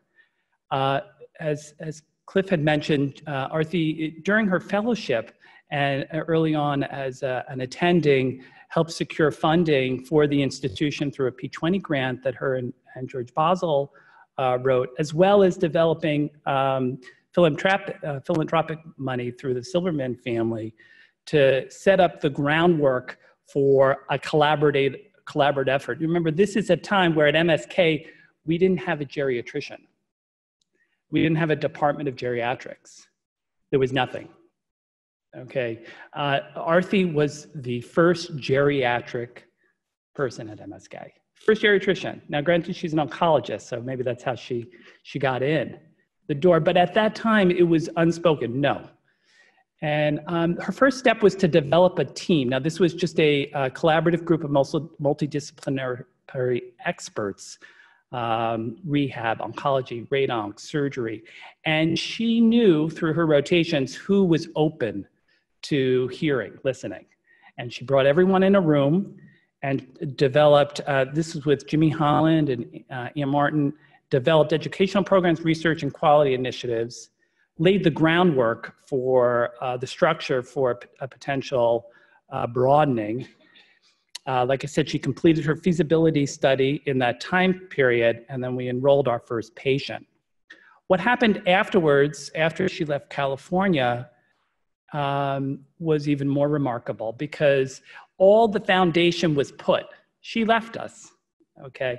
But she put the foundation in, and it flourished. So I think that's a real lesson here, that she put the foundation in, and it still flourished, okay? In 2008, the department started a geriatric service, actually one of the first services, new services at MSK in quite some time. And we hired our first geriatrician in 2008, Dr. Beatrice Cork, who continues as the chief of that service. And 2 years ago, Beatrice, Arti, and many of the other initial group put together how that history developed and how we developed a geriatric service in a cancer center and the lessons that we learned. I think it's really interesting read if you're at an institution and you want to learn how to change the system. This has been touched on before, but she brought that same will to ASCO. And I just wanted to briefly mention this because Arti, I think, helped me significantly in introducing me to the world of ASCO. And as Cliff had mentioned, Arti was in the leadership development program, and she had really encouraged me to do that as well, as some of my colleagues have also been part of, and it was transforming. She also was very felt that it was the perfect organization to disseminate our ideas. And we had worked on developing websites, guidelines, and so forth, which many of the prior speakers already spoke about. So I just want to end on this note, because I think this is, to me, I think, you know, sometimes things are meant to be, I don't know, but this story sticks with me. So, okay, let me just catch myself. So Jimmy Holland was the a psychiatrist at MSK. Okay, she's a remarkable person. Her husband, also a medical oncologist, real leaders in the field. Okay, Jimmy came to MSK about 3-4 decades ago and was in the same kind of situation that Arti was. She was a woman. She was coming into a very conservative institution that didn't have a department of psychiatry. And through will, maybe it was her Texas attitude, not New York attitude, but Jimmy was able to convince this institution that knowing about the quality of life, the psychosocial components of what our patients are going through are important. And she helped create the Department of Psychiatry at MSK, now 20, 30 years ago. Jimmy passed away in December of last year. Okay, she lived a long life. She was in her 90s. Okay, her husband died soon after. It was really a very sad moment for many of us who knew Jimmy and worked with her, who continue to work. This touched Arti significantly because she was one of Arti's early champions when she came to MSK and was a very big advocate in the development of the assessment, actually was critical in helping that assessment. And Arti felt it was important for some way to remember Jimmy. And so she reached out to Supriya and the Journal of Geriatric Oncology and said, we need to share her story of what she did at MSK. It was about I guess that was in February of last year, and we would have our weekly calls, and it was Chris Nelson, who's a psychiatrist at MSK, myself and Arti, and we had our weekly calls and back and forth with the emails about the final drafts. And I just wanted to end on what Arti wrote. And it's just, so this is a tribute to Jimmy Holland, who is a pioneer for geriatric oncology. Arti says, the first time I met Jimmy as a fellow, she was on a protocol review committee and read my geriatric oncology protocol evaluating the functional impact of cancer therapy in older adults. I received a call from her. You really I'm not going to do a Texas accent. You should add some cognitive outcomes into this protocol, she said, and offered to help support me with the work. The next thing I knew, my interest in cognitive effects of cancer therapy began to grow, and until now, it remains a major focus of my research program. Jimmy was a true mentor in balancing life and medicine. She encouraged me to have my child, Serena, and I promptly complied within a year. The best mentoring advice I ever received.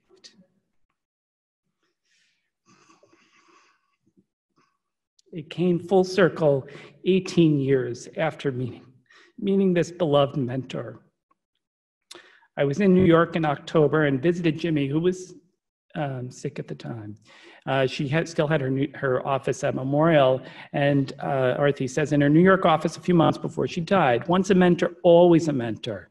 I found her mentoring advice to be so valuable, and we picked up right where we left off years before, speaking every other week before her death.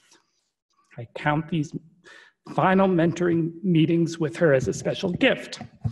How do you pay back a gift so valuable? She generously offered. I see no other way but to pay it forward. I believe that is exactly what Jimmy wanted me to do. So on that note, I think Arti was telling us something.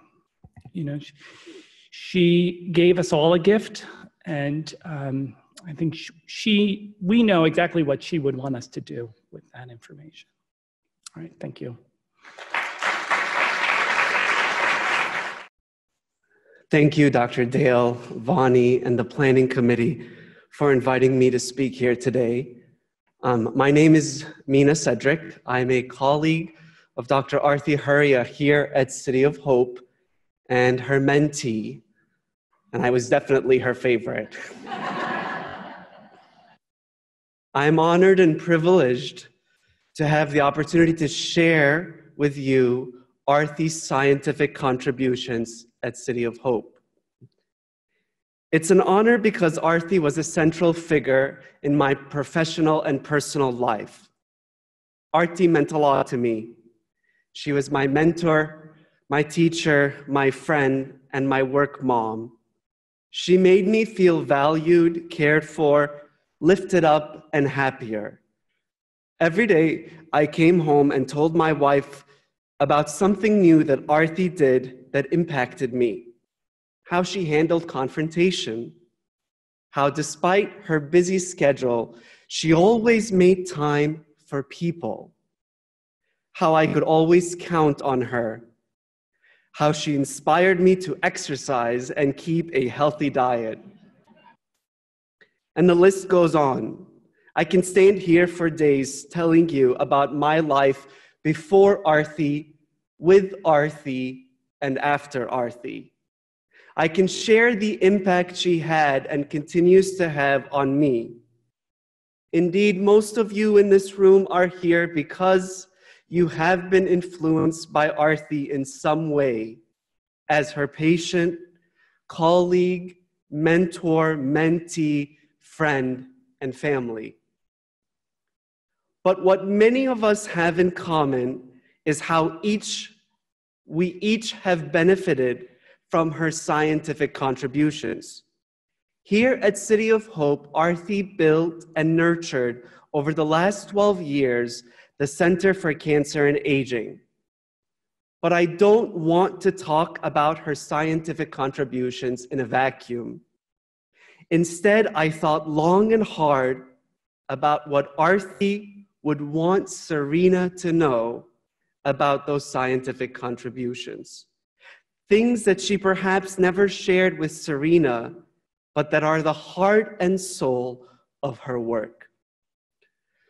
For Arti, creating and leading the City of Hope Center for Cancer and Aging was not a job. It was a calling.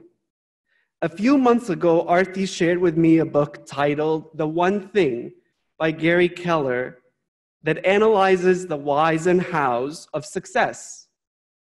The book highlights that extraordinary results are directly determined by how narrow we can make our focus. To ignite your life, Keller writes, you must focus on one thing long enough for it to catch fire.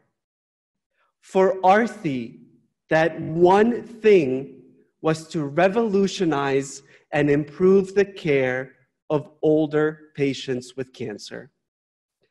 This was her passion, and it was incredibly contagious. She lit a fire at City of Hope and across the globe with this one dream. To that end, she brought together from different disciplines across the Cancer Center, medical oncology, hematology, supportive care medicine, basic science, nursing, and biostatistics to study the biology, treatment, and survivorship issues that face older patients with cancer. In a little over a decade, Artie had conducted 30 clinical trials, accrued over 3,600 patients, received funding from a number of federal and non-federal sources, and disseminated over 200 publications. She traveled the globe to share her findings, but she didn't merely present her work. She advocated and gave a voice to an underrepresented and vulnerable population who did not have a seat at the table. Her ability to elicit inspiration and cooperation stemmed directly from the fact that her enthusiasm was palpable and infectious, because for Arti, this was not a job. This was a mission. And this mission was about the patient. Arti's ultimate goal was to translate her research from the bench to the bedside. She did not stop at developing tools to uncover chemotherapy-related problems in older patients. She sought to find practical interventions and new solutions to fix these problems, to minimize the side effects, to deliver the best possible personalized care for older adults. To that end, she established both an outpatient and an inpatient geriatric oncology team to meet the unique needs of older adults and their families at City of Hope and improve patient outcomes. Patience fueled her. Now that I have the privilege of carrying her Wednesday clinic forward and providing care for many of her patients, I have an even greater appreciation for her love for patients. She hugged her patients and often blew kisses at the end of the visits as she exclaimed, "I will see you in a month, my love." She was not just their oncologist. She was their primary care doctor, their friend, and a part of their family. She laughed and cried with them and held their hands when they were frightened or lonely. In her clinic notes, as I look through her documentation, she describes her patients as lovely, sweet, and delightful. She notes personal tidbits, such as their grandchildren's names or their upcoming vacation, and follows up about it with them at their next visit. These individuals with faces, names, families, and stories, they fueled her mission because she loved them. It is on the foundation of love that the center was built. Perhaps it was easy for love to be the foundation of her work because love was the cornerstone of the abundance and richness of her life. But there is nothing she loved more than Serena. Arti's face always lit up when she talked about Serena at work. 3 weeks prior to her passing, Arti and I were both at a scientific workshop. We sat together in a lobby for several hours into the evening, reviewing and revising one of my grants. At one point, Arti stepped away to take a FaceTime call from Serena, who was in Boston at the time. Near the end of the call, I overheard Arti blowing kisses into the phone and saying, "Did you catch them?" "Mom," Serena said, sounding a bit embarrassed. "Catch my kisses," Arti said. "Did you catch them?" When Arti came back, I said to her, "You are a good mom." She smiled and said, "She is everything to me." Arti's love and mission will always be the foundation of the Center of Cancer and Aging. She breathed life, her own life, into her vision and created a legacy that will carry on her one thing. As some of you know, the name Arti means to bring light. And so it was that she shed light on the needs of the underrepresented population. But more than that, her powerful vision and her love continues to light the way for us today in the care of older patients with cancer. I know her love transcends time and space, so wherever you are, be sure to always catch her kisses.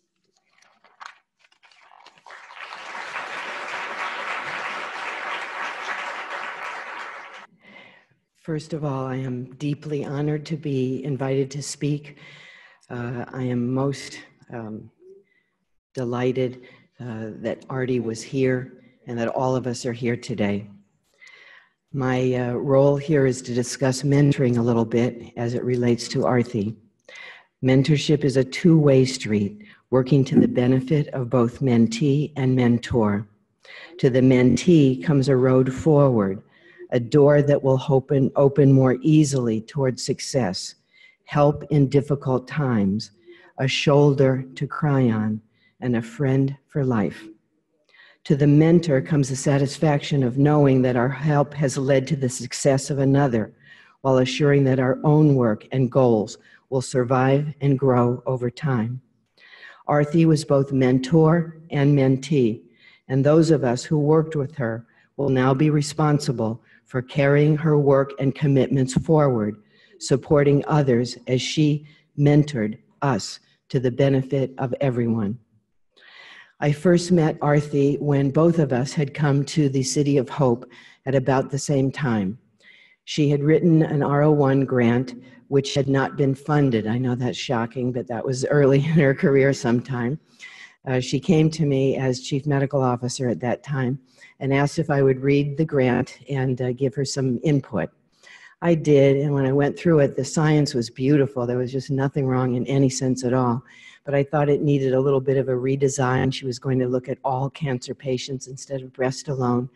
And I thought it was perhaps over-ambitious.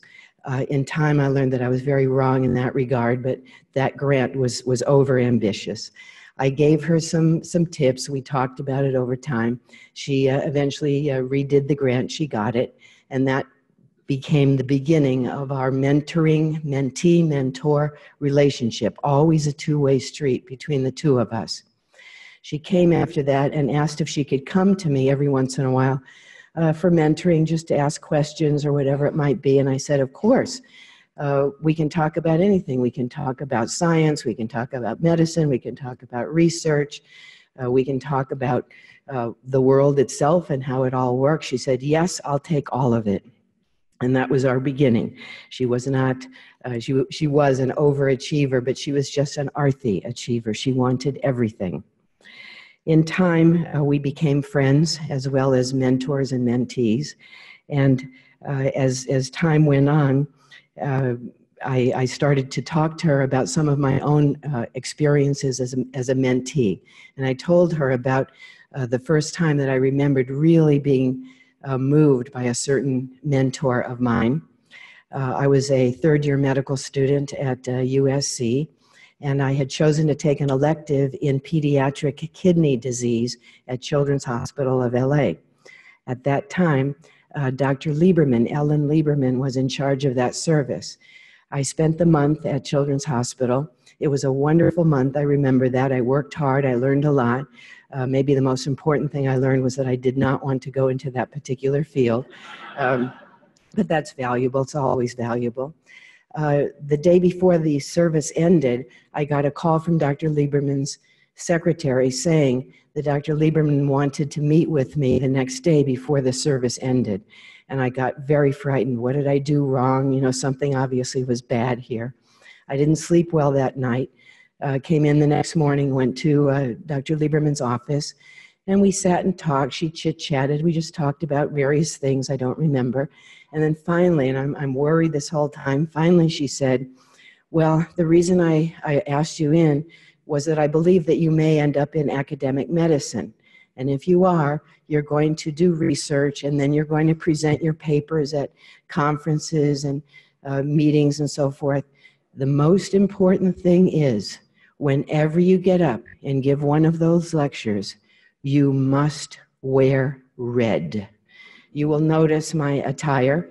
I've been taking pictures of Arti here, red after red after red. She was a good student, an excellent student. As time went on, she eventually wrote many, many grants. One of my jobs was to figure out how she was going to get another grant when she already was 100% funded. That's been discussed before. Somehow she did it. I don't know how. One of the grants that she got recently was a mentorship grant. And she asked if I would be one of her mentors on that grant. And of course, I was honored to do so. We organized a time, and I said that I would come to her office for our first meeting. I went to the office, her assistant opened the door, and when I walked into the office, as others have stated, half of the entire office was a big treadmill. There was Arti on the treadmill, just going as fast as she could possibly go. At the front of the treadmill was a table that had a computer on it, and while she was, huffing and puffing, she's writing away on the computer. I assume it was another RO1 or who knows what. And there was a little table to the left, and on that little table was a phone. And on the phone was a conference call that was going on speakerphone, which she was in charge of. So I sat there, treadmill, talking on the phone, writing a grant all at the same time.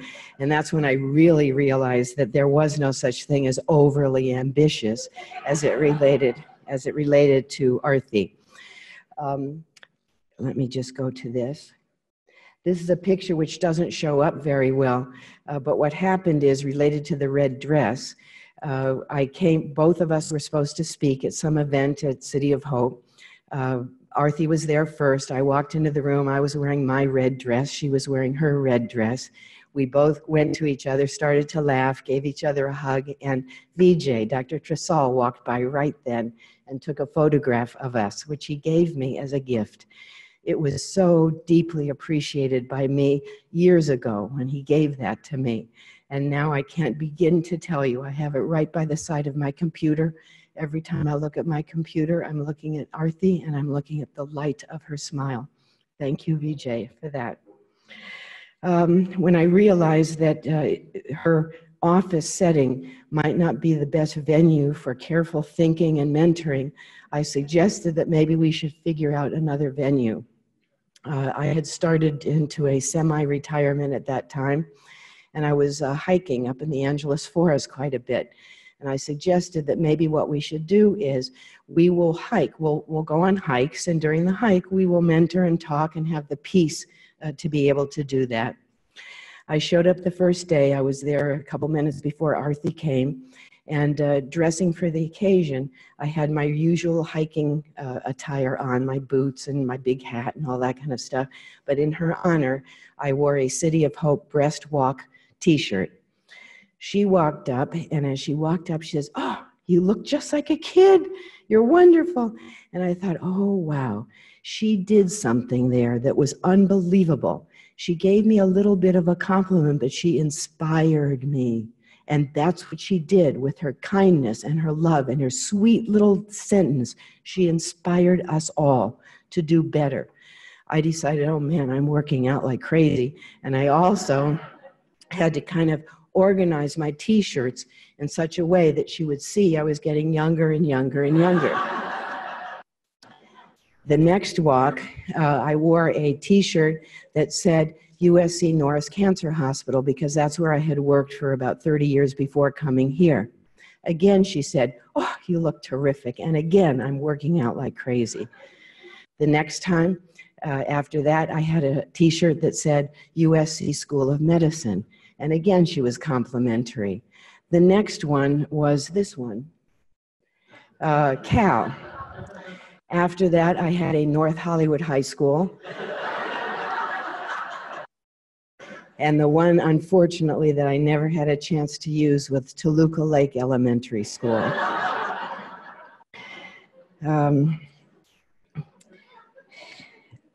As I said at the beginning, mentoring is a two-way street. I received far more than I ever gave to Arti. I learned that her over-ambitious R01 proposal wasn't over-ambitious at all. It was just plain old Arti. Somehow she knew she was, in fact, able to accomplish a lifetime of achievement in only a fraction of the lifetime she was given. I'm not a Buddhist, but I believe in that. It was meant she knew she did accomplish that lifetime in such a short time. And the lifetime will go on as all of us go on for much, much longer than her lifetime.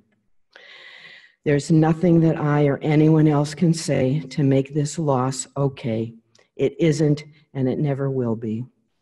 But what can we do?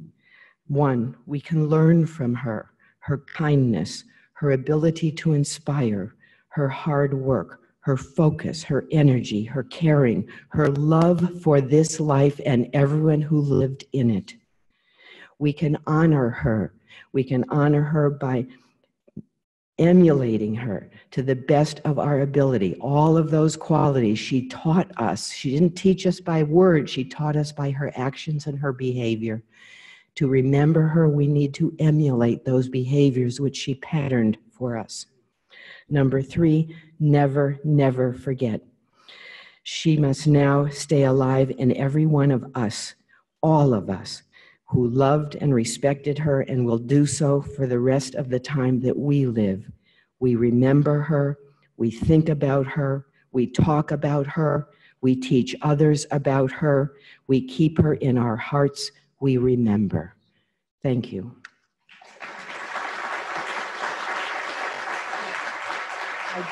I forgot, I'm sorry, I forgot one slide. She used that photo in her progress report to the NIH saying women do it differently. Thank you. After hearing what Dr. Sadrak, Mina had talked, and Dr. Levine just spoke about Arti, I'm probably going to just presenting my experience with her and the more technical aspect of her. So Dr. Hurria has set really the best example for being a mentor, which, you know, she appreciated individual difference, always available, and she taught me how to build a scientific community. She helped me bits by bits regarding skill set development and networking. And most importantly, she's a mentor for life. I have known Dr. Hurria since 2003 when I was working as a medicine intern at the Memorial. I did not know that I would eventually one day be working with her so closely. In December of 2012, when I first joined City of Hope, as a junior faculty, I expressed my strongest interest in exploring and pursuing a career of translational research to Dr. Hurria, and gratefully I was able to work closely with her in the next 6 years. Although I'm not a diehard geriatric oncologist, but she taught me use her way and methods and allowed me to explore a different perspective of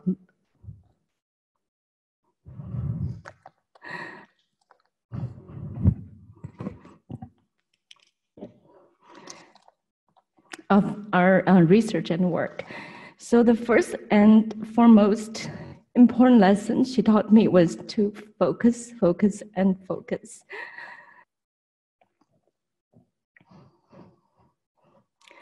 At time of transitioning to City of Hope, after 3 years working as a general medical oncologist with breast cancer, I lost my focus. I wasn't sure what should be the area.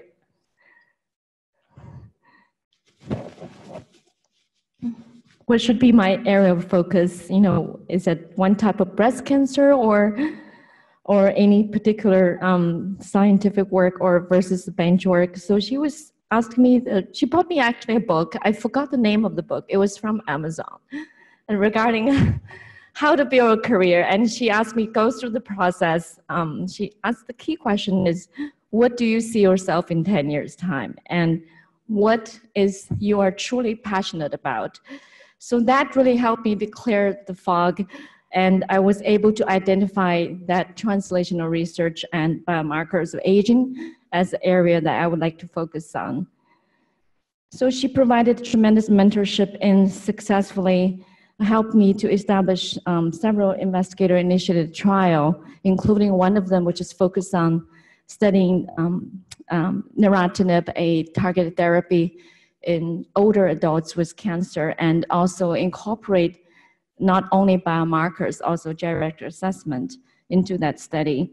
And with the methodology she taught me, I was able to work independently and with her guidance to secure other investigator initiated trials. So without her help, I probably did not know where to start. So I think she definitely ignited that fire, and I kept along until today. Now, the second most important lesson she taught me, or she helped me to identify, is to build a team. So you cannot do everything alone by yourself. And during the process of formulating career development plan for the NIH K-12 scholarship, Dr. Hurria provided truly tremendous help in formulating a mentor team, which is essential for my career development. So she helped me to identify my scientific mentor, Dr. Susan Newhausen, and she initiated a series of collaboration with her team, including biomarkers of aging, and also look at the race ethnicity distribution and its biological association in triple-negative breast cancer. And also, more importantly, she helped me to forming other collaborations with investigators throughout the City of Hope campus, including our surgeon and translational researcher, Dr. John Im. And she really helped me to bring all these people that is essential for the studies I was focused on, and also for the future collaboration. And this has been carried on from beginning to now. And I learned through this process how important it is to have a team for anything you do. So the one important thing everybody has touched upon is that Dr. Hurria has always been making herself available for her mentees. She's extremely committed to provide me the required mentorship. I remember the nights before the hour 3 submission, it was 2 a.m. and she does not sound like sleepy at all. So she and I'm not the only one that she has. I do not know how she carry on so many years. Where does she make the time for all the people inside and internationally, and also across the whole world that she's mentoring through? I mean, she's just been simply amazing.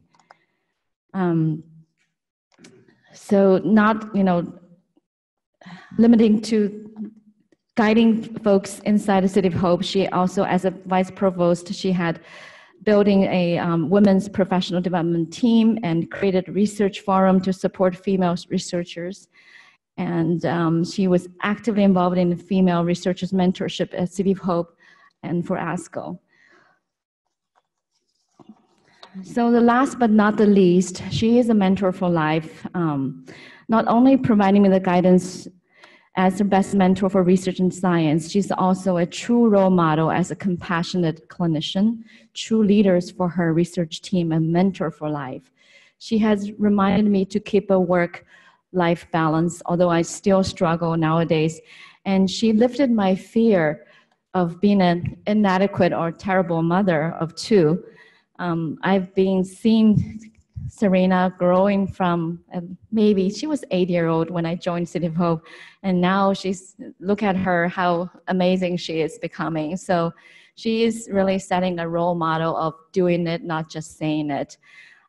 So I think her mentorship and her positive influence will carry on, and I think every single one of us, if we pick one virtue from her, it will beneficial all of us and people surrounding us. Thank you.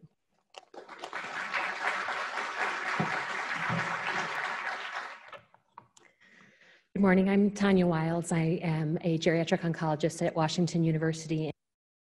And and I am just very grateful for this opportunity to represent her dozens and dozens of geriatric oncology mentees from across the nation.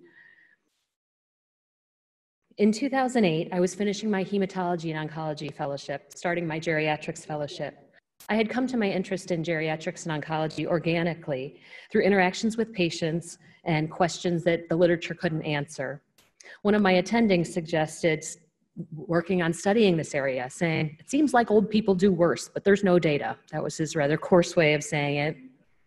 So I knew I wanted to explore how to use the principles of geriatrics in the care of and research of older adults with cancer, but there was no one at my institution to guide me. My mentors would say that they thought it was an interesting idea, but didn't know how to help me. So I Googled geriatrics and oncology, and I found Arti. When I emailed her, she responded within hours. She connected me with the opportunity to attend the Cancer and Aging Research Group meeting in Rochester in 2008.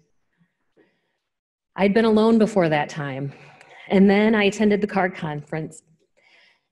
And I met the geriatric oncology community. For the first time, it felt like a homecoming. I'd found my tribe, and Arti was its emerging leader. Over the next few years, as I was starting my first faculty position, I became more and more involved in all things geriatric oncology, and Arti was there at the center of each of these activities. First CARG, then SIAG, then the NCCN Older Adult Oncology Panel, where she was the chair and I was vice chair alongside her for several years. There was the breast cancer R01 study on which I was a site PI and got to learn how to do really rigorous science. Then there was the Journal of Geriatric Oncology, where she was the founding editor, and I became an associate editor. And through each of these activities, I benefited from her mentorship. There was a period where I was on conference calls with her 3 to 4 hours a week with all of these overlapping activities. Some of those mentoring moments were structured mentoring calls. Others were sweet moments walking beside a canal in Treviso, Italy, when we were both on the faculty of the SIAG advanced course there. Some were simply just watching her do her thing, watching her lead with such grace. I wanted to share with you just a few of the thousands of things I learned from her. First, do what you love and love what you do. In the fall of 2009, I had the opportunity to share a cab ride with her. We were both leaving the SIAG meeting in Berlin. I was heading home to a then 6-month-old, lugging my Medela pump and a geriatrics board review book, wondering how on earth I was going to juggle all of these roles. And as we chatted, she mentioned that she was a room mom for Serena's kindergarten class. And I wondered how on earth she found time for that. And she said, why should the other parents get to have all the fun? Several years later, I had overcommitted myself and was feeling overwhelmed. I asked her if we could have a mentoring call for her to help me figure out how to balance all these competing responsibilities. Her advice was to be selective and intentional with what one accepts. Every yes is a no to something else, so say yes to the things you love. She helped me make peace with resigning from a position when I had been afraid it was a failure if I resigned from that, to make more room for more balance. While I never managed to have my plate so balanced that I could be a room mom, that year I did coordinate a pretty awesome craft for the 2nd grade Valentine's party. Second, she taught me that while frustrations, rejection, and conflict will inevitably arise in this life in academics, it isn't necessarily and usually isn't personal. Growing up, I had inherited a worldview that conflict was a personal affront, and my default response to opposition or rejection was defensiveness. Arti clearly saw these situations differently. With her humble confidence in who she was and who she was called to be, she could respond without the sympathetic nervous system getting involved. And I learned that I too could choose not to take it personally. At the U13 meeting in 2013, representatives from a number of different agencies and organizations who were potential allies in advancing geriatric oncology were present. One individual made a startling statement. In my likely distorted memory, the paraphrase was, "We don't care about older adults." I gasped audibly. I still want to listen to the audio. I'm sure I can hear myself gasp. In all likelihood, the phrasing was probably somewhat softer than that, something like, "This isn't a priority for us." But I heard it as a personal attack to all that I was devoting my life to. I felt my cortisol rise, my heart rate rise, and my blood pressure along with it. But Arti responded, "This is great." And I did a double take. Surely I had misheard one or the other of them. She went on, now I know that this organization isn't one that's interested in partnering with us to improve the care of older adults with cancer. She had her eyes on the mission. It wasn't personal. She could move on around this obstacle without taking it personally. Over the subsequent years, I went to her a number of times for advice handling difficult situations, be that conflict on a guidelines panel, a terse email exchange with a manuscript author, or rejection of one of my own grants. She always helped me move beyond my knee-jerk emotional reflex to a measured, graceful response. I've heard other mentees who will ask themselves, how would Arti handle this when those difficult situations arise? The growth she helped me and others achieve really extends beyond work to really all aspects of life. I think our politicians could learn a bit about that too. Lastly, she taught me to be academically generous. She gave her time and energy so tirelessly. She was always willing to give me an extra few moments at the end of a conference call for advice. She gave a number of mentees the opportunity to pursue secondary analysis of her extremely rich data source. This offer gave me the opportunity to work closely with her on a study of falls in older adults with cancer. Through the gift of her time, her team's time, her expertise, and her incredibly rich, robust data, we developed a risk model for falls in older adults with cancer. This led directly to my first post-career development award funding. Other mentees have garnered numerous papers, podium presentations, and other opportunities through her scientific generosity. Yet there was so much more her mentees could have learned from her.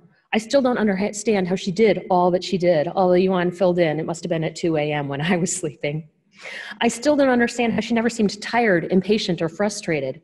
Heidi Kleppen does claim that she saw Arti express frustration once, but that's just hearsay. How did she push boundaries and shatter norms without ruffling feathers with such consummate grace? I still don't understand how she found time to keep her nails so beautifully manicured. She built this beautiful geriatric oncology community. She was the trunk, the core of this vibrant tree, and she was felled way too soon. I always mix my metaphors up. I was struggling with this tree metaphor, even as I was heading towards the airport, coming here. I was describing it to my husband, and I said, now what do we do? We're these autumn leaves blowing around without her. And he pointed out, Tanya, you're not a leaf, you're a seed. So I and all these seeds that she nurtured will grow, carry on her legacy of tirelessly mentoring and working to improve the care of older adults with cancer. Thank you.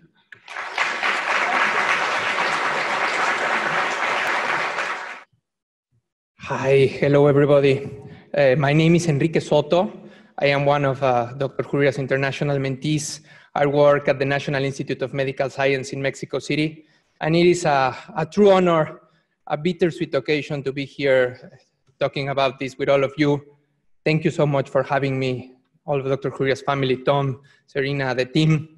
And I think that you've heard a lot of things about Dr. Hurria. I have to say that she was a force of nature, a short but very powerful force of nature, like a big bang, like a shooting star, like a rain of meteors. And all of the parts of her are in each and every one of us. And I think that we have to continue her mission, and that's what I've heard everybody talk about. Dr. Hurria was more than my mentor. She was my friend. She was my role model. She was my family. She was my hero. And keep in mind, I'm Latino, so we have very deep feelings. And and I have to say that I loved Dr. Hurria deeply, and I haven't been able to write or speak about her a lot because it's a difficult thing for me. So when Dr. Hurria wrote about her dreams for the future of geriatric oncology, one of these was supporting visiting scholars from the US and abroad to learn about geriatric oncology. And you may or may not know this, but people from all over the world came here as a pilgrimage to meet Dr. Hurria from every continent.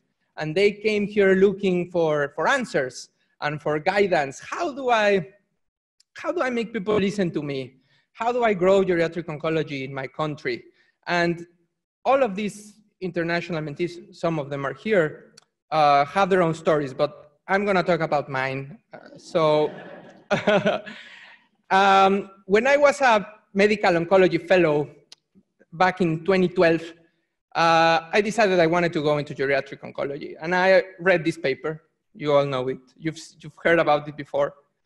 But not only was there no one to mentor me on geriatric oncology in my hospital, there was no one to mentor me on geriatric oncology in my country. I had never worked outside of Mexico in medicine, and I knew nobody. So in 2013, I had the opportunity to attend the ASCO annual meeting, and I met Dr. Hurria there. I stalked her at the meeting.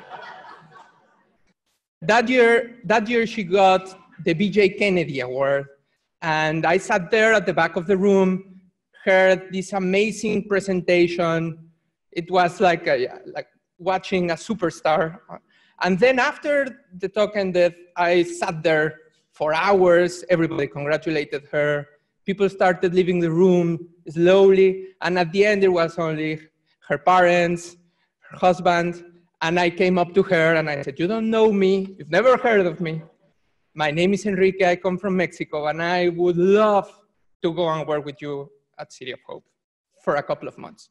And she said yes, immediately. And then a couple of months later, there was a grant opportunity in Mexico. I sent her an email and she sent me a beautiful letter of recommendation. It sounded like she had known me for decades. And I want to say that and I think she had this gift. She saw something in me at that moment that she said that needed supporting. So I will be forever thankful for that. So on the first day I came here to City of Hope in 2014, I came here for 3 months. And on the first day I came here, I was all suited up. And the team photo was taking place that day. So literally an hour after I got here, Dr. Hurria invited me to take a photo with the team. So I think that was a sign of destiny, that I was destined to stay with her and work with her for a long time. And just 4 days after this picture, it was July 4th, and I was invited to Dr. Hurria's house for July 4th celebrations. I stayed there all afternoon. Then she drove me home to Monrovia, and we talked about my romantic relationship at the time, and she gave me advice on that. So, so 4 days after meeting her, I was already part of the team. She was already mentoring me in everything in life. And then when she heard that I was walking and taking the bus to work, she said, "You're crazy, nobody walks in the city." I rented a car this time. Yeah.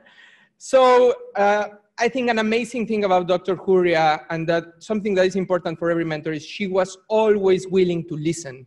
She was always willing to learn from her mentees. And she always listened to what I had to say. She always asked me how things were back in Mexico. And I want to think that changed a little bit the way she saw the world and the way she saw geriatric oncology. And she was very supportive of international mentees and of growing geriatric oncology globally.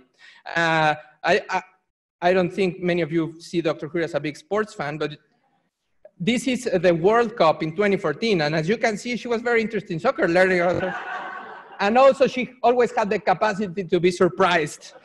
And so during this short stay, I was only here for 3 months, but during this short stay, she helped me and my wife, who's also an oncologist, write 2 proposals that were actually funded that year, a Young Investigator Award and an International Innovation Grant. And we did that in 3 months, working very hard together. And I think that's when our relationship in mentoring and in writing things together and in creating projects together started. So a year later, when I told her that I was going to apply for an international fellowship to come work here for a year, she immediately said yes. We worked together on this. We got it. This is us at the 2016 Conquer Cancer Foundation Grants and Awards ceremony. She's wearing red, of course.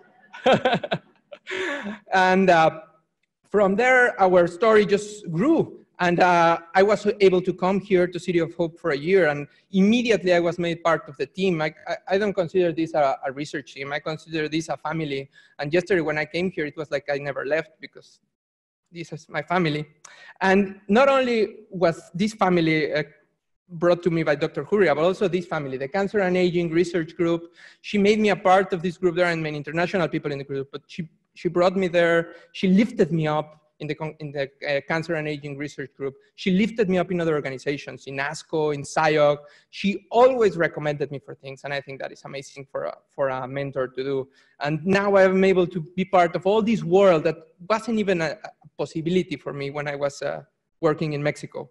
And of course, you all remember her giving these talks and talking about her dream, but we also had a lot of fun together. So I think this is very important for a mentor. She showed me how to create a team, how to keep that team happy, how to keep that team productive. And I think that is something that is invaluable, and it's invaluable for me in my everyday life. And not only this, but also making your patients happy, making your patients feel like you're part of a family. And I try to emulate what she does, what she did in clinic every day with my own patients. And also to eat healthy. This is a watermelon, actually. You can see a watermelon cake made by Vani. So yeah, she was awesome. And then after I left City of Hope more than a year ago, we saw each other at meetings and conferences, but every 2 weeks or so, we made time to have a call. We continued to write things together. Even though I was in another country far away, the things I did were not directly related to the mission she was doing here in the United States. She always kept in mind that cancer is a problem that is not only a local problem, but a global problem. And she wanted to help people worldwide. Really, I don't know if that's a New York thing, but at least it was a Dr. Hurria thing, changing the world. And so we were able to write a lot of things together. She was very supportive of me writing about global geriatric oncology and what we could do in the future. But all of this in the end, even though it's what we strive for, it's just paper. I think that the legacy of Dr. Hurria is far beyond her papers, far beyond her talks. It's in our everyday life. And I think that's what a mentor really does. He or she changes your life forever, makes you a better person, and makes you help others. So I'm forever grateful. She's the best that has ever happened to me. Thank you.